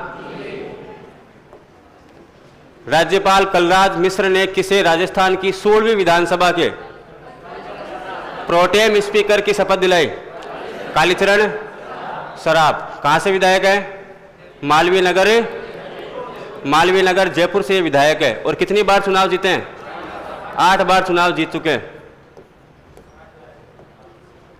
राज्य विधानसभा द्वारा पारित धन विधेयक कितनी अवधि में विधान परिषद द्वारा पारित किया जाना चाहिए? पता है क्या आपको? 14 दिन होगा इसमें। धन विधेयक के संबंध में ध्यान रखना है कि धन विधेयक हमेशा विधानसभा में ही प्रस्तुत किया जाएगा। पहले कहाँ प्रस्तुत किया जाएगा? विधानसभा में। राज्यपाल की पूर्वानुमति से ही पेश किया जा सकता है। धन विधेयक को राज्यपाल की पूर्वानुमति से विधानसभा में पेश किया जा सकता है। कोई विधेयक धन विधेयक है अथवा नहीं, इस संबंध में निर्णय कौन करता है? विधानसभा का अध्यक्ष करता है। इस संबंध में यानी धन विधेयक के संबंध में विधान परिषद के पास कोई शक्तियां नहीं होती है। विधान परिषद इसको अधिकतम 14 दिन तक के लिए रोक कर रख सकती है। 14 दिन में उसको पास करना पड़ेगा, अन्यथा वह विधेयक स्वतः ही पारित हुआ मान लिया जाएगा। तो कितनी अवधि में विधान परिषद द्वारा पारित हो जाना चाहिए? 14 दिन। ये सेम की सेम धन विधेयक के बारे में बातें हम किस में पढ़ेंगे? केंद्र के अंदर। वहां पर लोकसभा में रखा जाएगा, राष्ट्रपति की पूर्व अनुमति से रखा जाएगा, लोकसभा अध्यक्ष निर्धारण करेगा कि कौन सा विधेयक धन विधेयक है अथवा नहीं, और वहां पर भी राज्यसभा इसको अधिकतम 14 दिन के लिए रोक कर रख सकती है। इसके बाद है उच्च न्यायालय के मुख्य न्यायाधीश की नियुक्ति। ये तो अभी हमने कल परसों ही पढ़ा है। राजस्थान उच्च न्यायालय की स्थापना किस वर्ष हुई? 1900 डेट क्या थी? 29 अगस्त 1949 को की गई थी। कहां पर? जोधपुर में की गई थी। निम्नलिखित संवैधानिक अनुच्छेदों में से कौन सा अनुच्छेद पंचायत के बारे में 73वें संविधान संशोधन द्वारा जोड़ा गया? 73वें संविधान संशोधन द्वारा 243 से 243 संविधान में भाग 9 जोड़ा, आर्टिकल 243 से 243, और 74वें संविधान संशोधन के द्वारा 74वें के द्वारा जोड़ा गया था आपके 243 से 243 जेड जी। आगे देखो, राजस्थान पंचायती राज व्यवस्था में शासन प्रणाली की व्यवस्था क्या है? राजस्थान पंचायती राज व्यवस्था में शासन प्रणाली की व्यवस्था क्या है? तो ग्राम और खंड स्तर पर स्थानीय स्वशासन की द्विस्तरीय संरचना गलत है। ग्राम, खंड और जिला स्तर पर स्थानीय स्वशासन की त्रिस्तरीय संरचना, ये सही बात है। इसमें लिखा हुआ है ग्राम, खंड, जिला और राज्य स्तर पर चतुस्तरीय, ये भी गलत है। और ग्राम स्तर पर स्थानीय निकाय की एक स्तरीय संरचना, ये तो बिल्कुल ही गलत है। तो कौन सा होगा? 3 स्तर की संरचना है यहाँ पर। ग्राम स्तर पर ग्राम पंचायत, आपके खंड स्तर पर पंचायत समिति और जिला स्तर पर जिला परिषद। ये त्रिस्तरीय संरचना की सिफारिश किसने की थी? बलवंत राय मेहता समिति। कौन सी समिति? हाँ, अशोक मेहता समिति ने की थी द्विस्तरीय संरचना की। लेकिन लागू हमने किसको किया? त्रिस्तरीय को। कौन से राज्यों ने स्थानीय सरकार के पंचायती राज स्वरूप को सर्वप्रथम अंगीकार किया? सबसे पहले राजस्थान ने, उसके बाद में सेकंड नंबर पे आंध्र प्रदेश। कहाँ गया? ये रहा, ऑप्शन सी। राजस्थान में नगर निगम के प्रमुख को क्या कहते हैं? महापौर कहते हैं, या फिर मेयर भी तो कहते हैं। ठीक है। नगर पालिका के प्रमुख को कहते हैं नगर पालिका अध्यक्ष, और सभापति किसको बोलते हैं? नगर परिषद के प्रमुख को, और नगर निगम के प्रमुख को महापौर या फिर मेयर कहा जाता है। Option B. निम्नलिखित में से कौन सा कथन सही है? संविधान का 74वां संशोधन जिला योजना समिति के गठन का प्रावधान करता है। 74वां संशोधन, बिल्कुल सही बात है। 74वां संशोधन 1992 में जिला योजना समिति है। कौन से आर्टिकल में है? 243 जेड डी में है। 243 जेड डी के अंदर जिला आयोजना समिति हमने लिखी भी थी। इस समिति का अध्यक्ष जिला कलेक्टर होता है क्या? जिला कलेक्टर नहीं होता है। कौन होता है? जिला प्रमुख होता है। यह समिति एक प्रत्यक्षतः निर्वाचित निकाय है क्या? प्रत्यक्ष निर्वाचित निकाय नहीं है। इस समिति में कुल सदस्य कितने होते हैं? 25। इसमें 20 सदस्यों को चुनते हैं नगर पालिका और जिला परिषद के सदस्य। 3 सदस्य होते हैं इसमें पदेन, और 2 सदस्य होते हैं राज्य सरकार द्वारा मनोनीत। तो ये भी हो गया आपकी गलत। इस समिति का उल्लेख संविधान के भाग 9 में किया गया है। 9A में किया गया है। किसमें किया गया है? 9A। 9 के अंदर तो पंचायती राज संस्थाएं हैं, 9A में नगरीय निकाय है। तो इसमें कौन सा राइट हो जाएगा? आगे, प्रत्यक्ष जनतंत्र की क्रियान्विति होती है। प्रत्यक्ष जनतंत्र हमें कहां देखने को मिलता है? मैंने लिखाया भी होगा आपको। कि ग्राम सभा में प्रत्यक्ष लोकतंत्र का दर्शन होता है। बात उसको चेंज करके लिखा हुआ है प्रत्यक्ष जनतंत्र की क्रियान्विति होती है ग्राम सभा में।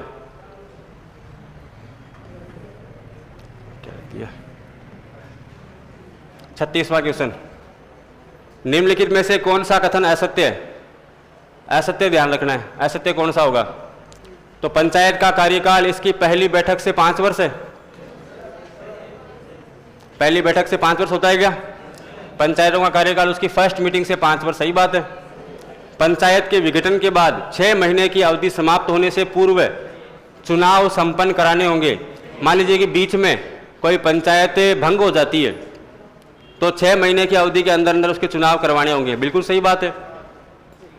शीघ्र विघटन के बाद नवगठित पंचायत 5 वर्ष के कार्यकाल तक रहती है। शीघ्र विघटन का मतलब है कि पंचायत का गठन किया गया और कुछ समय बाद उसका क्या हो गया? विघटन हो गया। अब जो नई पंचायत बनाई जाएगी वो नई पंचायत उसके शेष कार्यकाल तक रहेगी। कब तक रहेगी? जितना कार्यकाल, मान लीजिए 4 वर्ष बचा हुआ है तो 4 साल रहेगी, 3 साल बचा है तो 3 साल तक रहेगी, पूरे 5 वर्ष के लिए नहीं होगी, शेष कार्यकाल के लिए रहेगी। तो ये भी क्या हो गया? अच्छा, असत्य पूछा है क्या? तो ये सी में असत्य है। डी में क्या लिखा हुआ है? यदि पंचायत के विघटन के बाद शेष अवधि 6 महीने से कम है तो चुनाव करवाना आवश्यक है। मान लीजिए कि 6 महीने चुनाव में बचे हैं और 6 महीने पहले पंचायत का हो गया विघटन, ऐसी कंडीशन में आपको दोबारा चुनाव करवाने की आवश्यकता नहीं है। हाँ जी, तो करवाना पड़ेगा। 6 महीने 1 दिन होगा ऐसे? हाँ, ऐसी कंडीशन में फिर विचार करना पड़ेगा राज्य सरकार को। ऐसी कंडीशन में राज्य सरकार जो होती है वो अपने विवेक से निर्णय लेती है। चलो, सरपंच अपना त्याग पत्र किसको सौंपता है? अपना रिजाइन किसको देगा? किसको देगा? पंचायत समिति के विकास अधिकारी को, यानी बीडीओ को। किसको देता है? ब्लॉक डेवलपमेंट ऑफिसर को देता है। बलवंत राय मेहता समिति का संबंध स्थानीय स्वशासन से है। राजस्थान के वर्तमान मुख्य सचिव कौन है? सुधांशु। पहले कौन थी? उषा शर्मा थी। डीबी गुप्ता भी रह चुके हैं क्या मुख्य सचिव? देवेंद्र भूषण गुप्ता। हाँ, तो ये अशोक गहलोत और वसुंधरा दोनों की सरकार में रह चुके हैं मुख्य सचिव। और अभी वर्तमान में डीबी गुप्ता जो है सूचना आयुक्त है राजस्थान के। निहाल चंद्र गोयल कौन है? कौन है? आरपीएससी के सदस्य रह चुके हैं। किस सेवा के वरिष्ठ सदस्य को राज्य सरकार में मुख्य सचिव के पद पर नियुक्त किया जाता है? तो जो आईएएस होता है, वरिष्ठ आईएएस, भारतीय प्रशासनिक सेवा का वरिष्ठ सदस्य जो होता है उसको मुख्य सचिव के पद पर नियुक्त किया जाता है। जनवरी 2024 तक कितनी महिलाओं को राजस्थान मुख्य सचिव पद को सुशोभित करने का गौरव प्राप्त हुआ? कितनी महिलाओं को? अच्छा, मुख्य सचिव पूछा है तो अब तक 2 महिलाएं बन चुकी है। एक तो 2009 में बनी थी श्रीमती कुशल सिंह, और इसके बाद अभी जो पीछे थी आपकी उषा शर्मा। कुल मिलाकर के 2 महिलाएं यहाँ पर मुख्य सचिव रह चुकी है।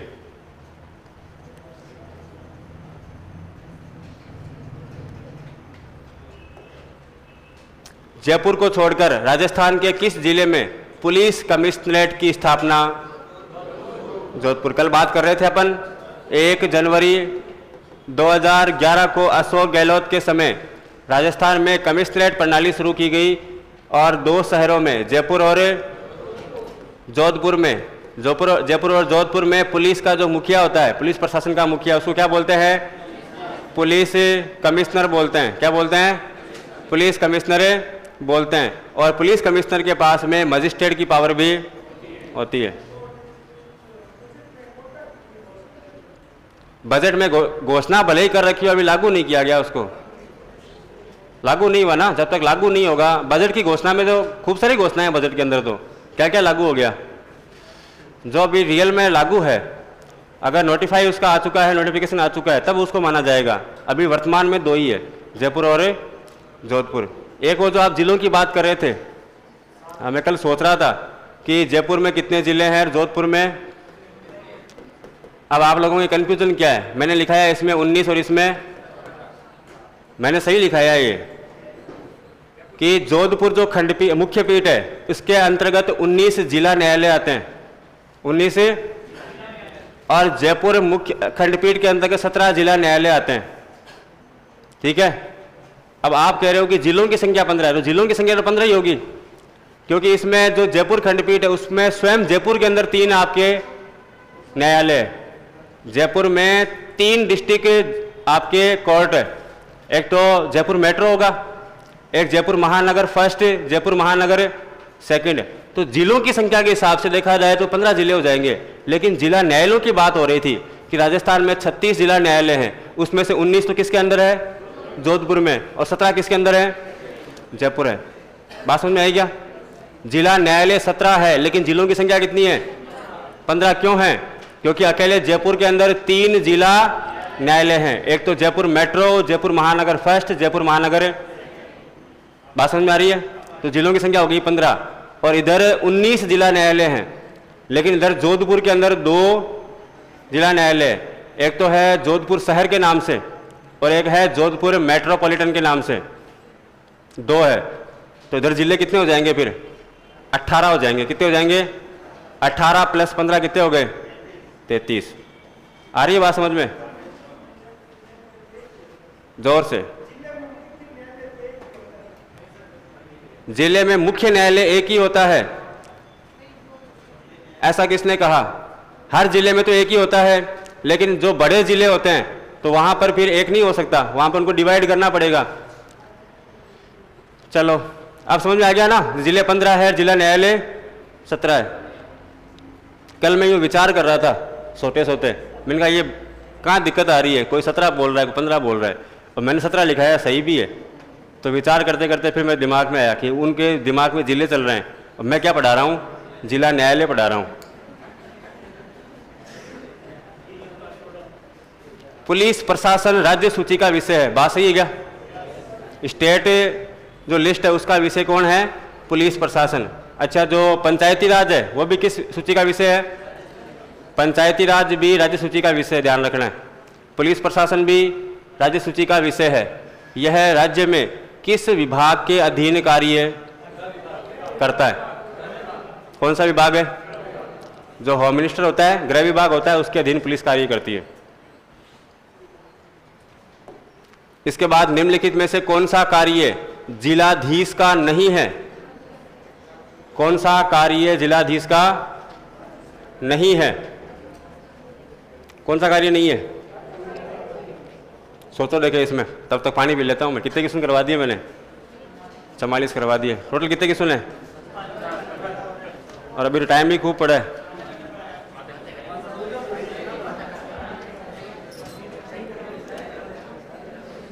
बोलते बोलते थक गया मैं तो।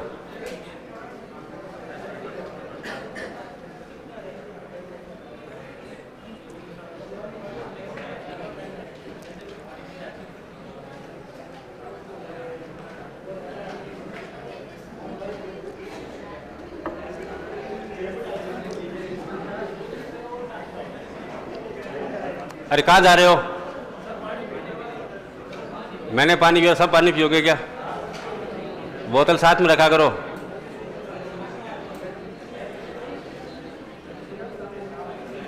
क्या हुआ? विटामिन सारी की कमी हो रही है क्या? हाँ,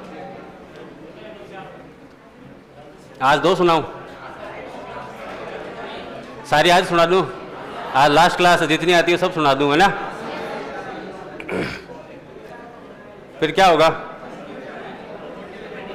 मोटिवेशन मिलेगा आपको।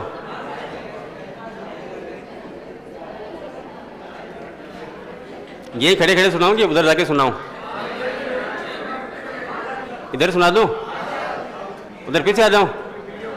हाँ, कान में सुनाऊं आपको?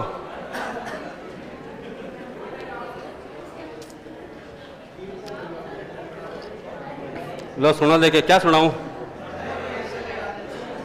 वीर रस या श्रृंगार रस? कौन सा रस है? हाँ, सबको श्रृंगार रस में इंटरेस्ट है। पहले एक तो सुनाता हूं मैं अपने बारे में, ठीक है। शेर है कि उधर वो हाथों में पत्थर बदलते रहते हैं, उधर वो हाथों में पत्थर बदलते रहते हैं, इधर भी अहले जुनू सर बदलते रहते हैं। ये दबदबा, ये हुकूमत, ये नशा, ये दौलत, ये दबदबा, ये हुकूमत, ये नशा, ये दौलत, सब किराएदार हैं, घर बदलते रहते हैं।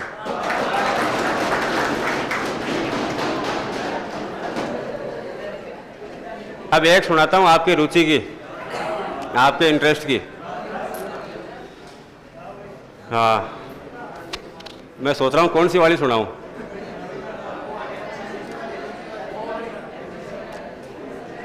कि जब से उसने खींचा है खिड़की का पर्दा एक तरफ, ठीक है। 8 लाइन की शायरी है, जहां पर वाह करने की जरूरत है वहीं वाद करनी है, दाद देनी है, खाद नहीं देनी है, और शेर को बीच में मारना नहीं है। कि जब से उसने खींचा है खिड़की का पर्दा एक तरफ, उसका कमरा एक तरफ है, बाकी दुनिया एक तरफ। जब से उसने खींचा है खिड़की का पर्दा एक तरफ, उसका कमरा एक तरफ है, बाकी दुनिया एक तरफ। और मैंने अब तक जितने भी लोगों में खुद को बांटा है, मैंने अब तक जितने भी लोगों में खुद को बांटा है, बचपन से रखता आया हूं उसका हिस्सा एक तरफ। एक तरफ मुझे जल्दी है, एक तरफ मुझे जल्दी है उसके दिल में घर करने की, एक तरफ मुझे जल्दी है उसके दिल में घर करने की, एक तरफ वो कर देता है रफ्ता रफ्ता एक तरफ। और उसकी आंखों ने मुझसे मेरी खुददारी छीनी, वरना उसकी आंखों ने मुझसे मेरी खुददारी छीनी, वरना पांव की ठोकर से कर देता था मैं दुनिया एक तरफ।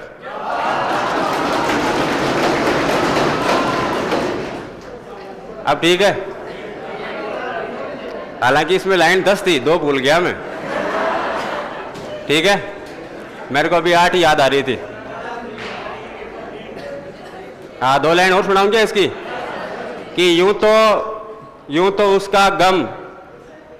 उसका गम आज भी दिल दहला देता है, लेकिन यूं तो उसका गम आज भी दिल दहला देता है, लेकिन उससे जुदा होने के बाद का पहला हफ्ता एक तरफ। अब इधर आओ। निम्नलिखित में से कौन सा कार्य जिलाधीश का नहीं है? तो कौन सा नहीं है? राजस्व का एकत्रीकरण, ये तो उसका मेन काम है। कलेक्टर का मतलब ये होता है जो कलेक्ट करता है। क्या कलेक्ट करता है? रेवेन्यू, राजस्व कलेक्ट करता है, तो ये काम तो उसका है। दूसरा है कानून व्यवस्था का रखरखाव, यह भी उसका मुख्य कार्य है। आयकर, इनकम टैक्स कलेक्टर के बस की बात नहीं है। इनकम टैक्स कौन कलेक्ट करता है? आपके सेंट्रल गवर्नमेंट करती है, ठीक है। उसके लिए अलग डिपार्टमेंट बनाया हुआ है, इनकम टैक्स डिपार्टमेंट बनाया हुआ है। तो आयकर का एकत्रीकरण जो है यह जिला कलेक्टर या जिलाधीश नहीं करता है, उसका काम नहीं है। जबकि भू दस्तावेजों का रखरखाव यह तो उसका कार्य है ही। तो इसका आंसर क्या होगा? आयकर का एकत्रीकरण। 45, जिला आपदा प्रबंधन प्राधिकरण का अध्यक्ष कौन होता है? मैं लिखाया था मैंने आपको कि आपदा के समय में जब जिले में कोई आपदा आ जाती है, कोई संकटकालीन परिस्थिति आ जाती है, जैसे भूकंप आ गया, बाढ़ आ गई, ठीक है, सूखा पड़ गया, ऐसी कंडीशन में उसका प्रबंधन कौन करता है? उसका मैनेजमेंट जिला कलेक्टर करता है। राजस्थान लोक सेवा आयोग के सदस्यों की संख्या कौन निश्चित करता है कि आरपीएससी में मेंबर की संख्या कितनी होगी? इसका डिसीजन कौन करता है? विधानसभा करती है क्या? हाँ, राज्यपाल करता है। कौन करता है? आरपीएससी में सदस्यों की संख्या को राज्यपाल डिसाइड करता है। 47, राजस्थान लोक सेवा आयोग में एक तो अध्यक्ष है और बाकी अन्य सदस्यों की संख्या कितनी है? बहुत ही सामान्य सा प्रश्न था, अभी पढ़ा था थोड़ी देर पहले, इसलिए आपको याद है, वरना 2 दिन बाद में तो आपको याद ही नहीं होगा। और 1 महीने बाद जब आप पढ़ोगे अपने नोट से तो आपको खुद को विश्वास नहीं होगा कि ये मैंने लिखे हैं क्या, ये किसकी हैंड राइटिंग है, कौन लिखकर चला गया ये। राजस्थान लोक सेवा आयोग अपने कार्यों का वार्षिक प्रतिवेदन प्रस्तुत करता है। आज ही बात की थी, किसको प्रस्तुत करता है, राज्यपाल के समक्ष। और राज्यपाल क्या करता है उसका, राज्यपाल उसको विधानसभा के समक्ष, लेकिन सीधा नहीं रखेंगे, विधानसभा अध्यक्ष के समक्ष तो गलत है, राष्ट्रपति के समक्ष भी गलत है, मुख्य सचिव के समक्ष भी। तो राज्यपाल के समक्ष प्रस्तुत करता है राजस्थान लोक सेवा आयोग, और राज्यपाल बाद में इसको विधानसभा के पटल पर रखवाता है। एक ने पूछा सर ये विधानसभा का पटल क्या होता है, ठीक है, मैं बोला था ऐसे कि राज्यपाल इसको विधानसभा के पटल पर रखवाता है। तो 2 दिन समझ में नहीं आया, उसकी कमेंट कर रहा है सर ये पटल क्या होता है, प्लीज़ सर बता दो सर ये पटल क्या होता है। अब बताओ उसको कैसे समझाया जाए। जैसे कल एक ने पूछा कि आयोग का मतलब क्या होता है, तो पटल पर रखवाता है का मतलब है कि विधानसभा के समक्ष उसको प्रस्तुत करता है। राजस्थान राज्य मानवाधिकार आयोग के अध्यक्ष कौन है, न्यायमूर्ति बोबड़े, एन.वी. रमन्ना, गोपाल कृष्ण व्यास या न्यायमूर्ति उदय उमेश ललित, यूयू ललित। तो कौन है, गोपाल कृष्ण व्यास, न्यायमूर्ति गोपाल कृष्ण व्यास, जी.के. व्यास है। और ये 50वां क्वेश्चन आपकी कंप्यूटर स्क्रीन पर। राजस्थान राज्य मानवाधिकार आयोग का विन्यास, विन्यास का मतलब क्या होता है, उसकी संरचना, उसमें कितने सदस्य हैं और अध्यक्ष कितना है, 1+3 होंगे या 1+2 होंगे या 1+4। तो 1+ लिखाया था क्या अभी मैंने आपको, कितने लिखाए थे, गठन के समय तो थे 4, गठन के समय एक अध्यक्ष और 4 सदस्य थे, लेकिन वर्तमान की बात की जाए तो 1+2, एक अध्यक्ष और 2 सदस्य। अब आप में से कई सोच रहे होंगे कि इसमें वर्तमान कहाँ लिखा हुआ है। जब वर्तमान नहीं लिखा हुआ है इसका मतलब वर्तमान का ही पूछा है। तो कुछ चीज़ें जो है कॉमन सेंस की भी होती है। ये लो, ये सबसे टफ क्वेश्चन है आज का, 51 नंबर पे है। आंसर बी है, आंसर डी है। आपको कैसे पता, अच्छा, तो सूची 1 को सूची 2 से आपको सुमेलित करना है। देखो मानवाधिकार संरक्षण अधिनियम कौन सा है, 1993 की बात की थी हमने। मानवाधिकार आयोग का गठन कब किया गया, वर्ष 2000, 23 मार्च 2000 को किया गया था। मानवाधिकार संरक्षण संशोधन अधिनियम पढ़ा था हमने 2006। और राजस्थान राज्य मानवाधिकार आयोग के बारे में अधिसूचना कब जारी की गई, 18 जनवरी 1999 को। तो सिंपल ही है ये तो 1 में तो है 2 में है 1, ऐसा किस में आ रहा है, 4 में आ रहा है क्या, तो डी में आ रहा है भाई, ठीक है। चलो, राज्य मानवाधिकार आयोग अपना वार्षिक प्रतिवेदन प्रस्तुत करता है। राज्य सब स्टेट गवर्नमेंट को ही करते हैं या फिर राज्यपाल को करते हैं। राजस्थान का राज्य निर्वाचन आयोग है, वैधानिक संस्था है, कार्यपालिका संस्था है, संवैधानिक संस्था है या भारत के चुनाव आयोग की एक इकाई है। ध्यान रखना है ये एक संवैधानिक संस्था है, इसका संविधान में उल्लेख किया गया है, ठीक है अजी। 52 हाँ, किसको प्रस्तुत करता है वार्षिक रिपोर्ट, राज्य सरकार को। यदि यहाँ ऑप्शन होता है राज्यपाल तो हम क्या करते हैं,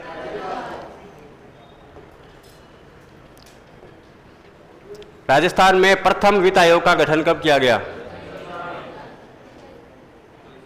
यह प्रश्न तो आज पढ़ाए हुए आपके लिए लड्डू के समान है। कौन सा होगा, 1 अप्रैल 94, 2005 या 1994। तो 24 अप्रैल 1994 को मैंने लिखाया था कि प्रथम वित्त आयोग का गठन किया गया था 24 अप्रैल 1994 में, लेकिन इसने काम करना कब शुरू किया, 1 अप्रैल 1995 को। अगला, आजकल राजस्थान में कौन सा राज्य वित्त आयोग कार्य कर रहा है, कौन सा कर रहा है, 6ठा वित्त आयोग। और भी एक क्वेश्चन, अभी भी 15 मिनट पड़े हैं। एक शायरी और सुना दो। क्यों?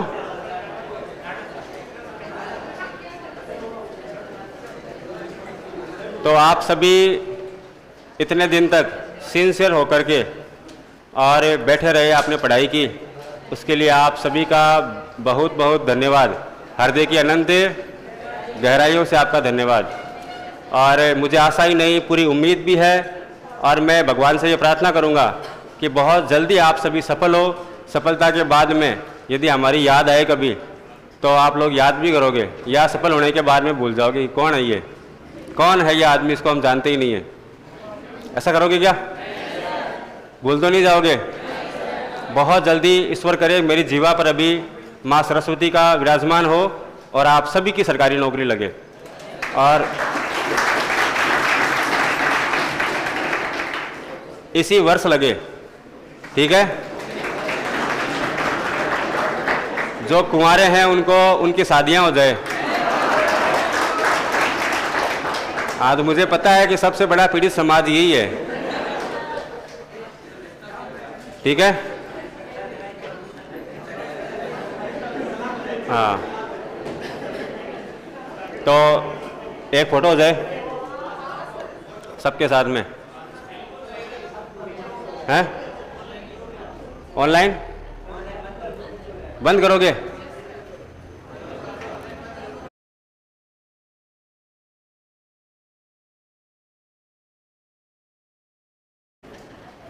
तो ऑनलाइन वालों को भी, उनको भी बहुत बहुत धन्यवाद कि आपने इतनी मेहनत से सिंसियर होकर के पढ़ाई की है।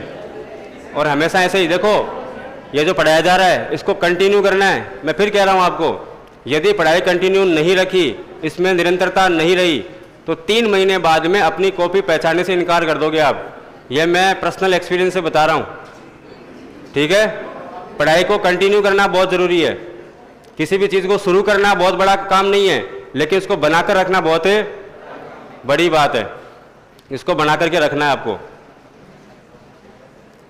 तो ये बोल रहे हैं कि बंद मत करो। चलो, आपके बैच की एक अंतिम शायरी, उसके बाद में आपसे लेंगे विदा। एक फ़ोटो होगी, उसके बाद में आप अपने घर नहीं जाना। क्लास नहीं है क्या आगे? क्लास है ना आपकी? हाँ, एक अंतिम शायरी सुनो। कौन सी वाली? पहले वाली वापस सुना दूं?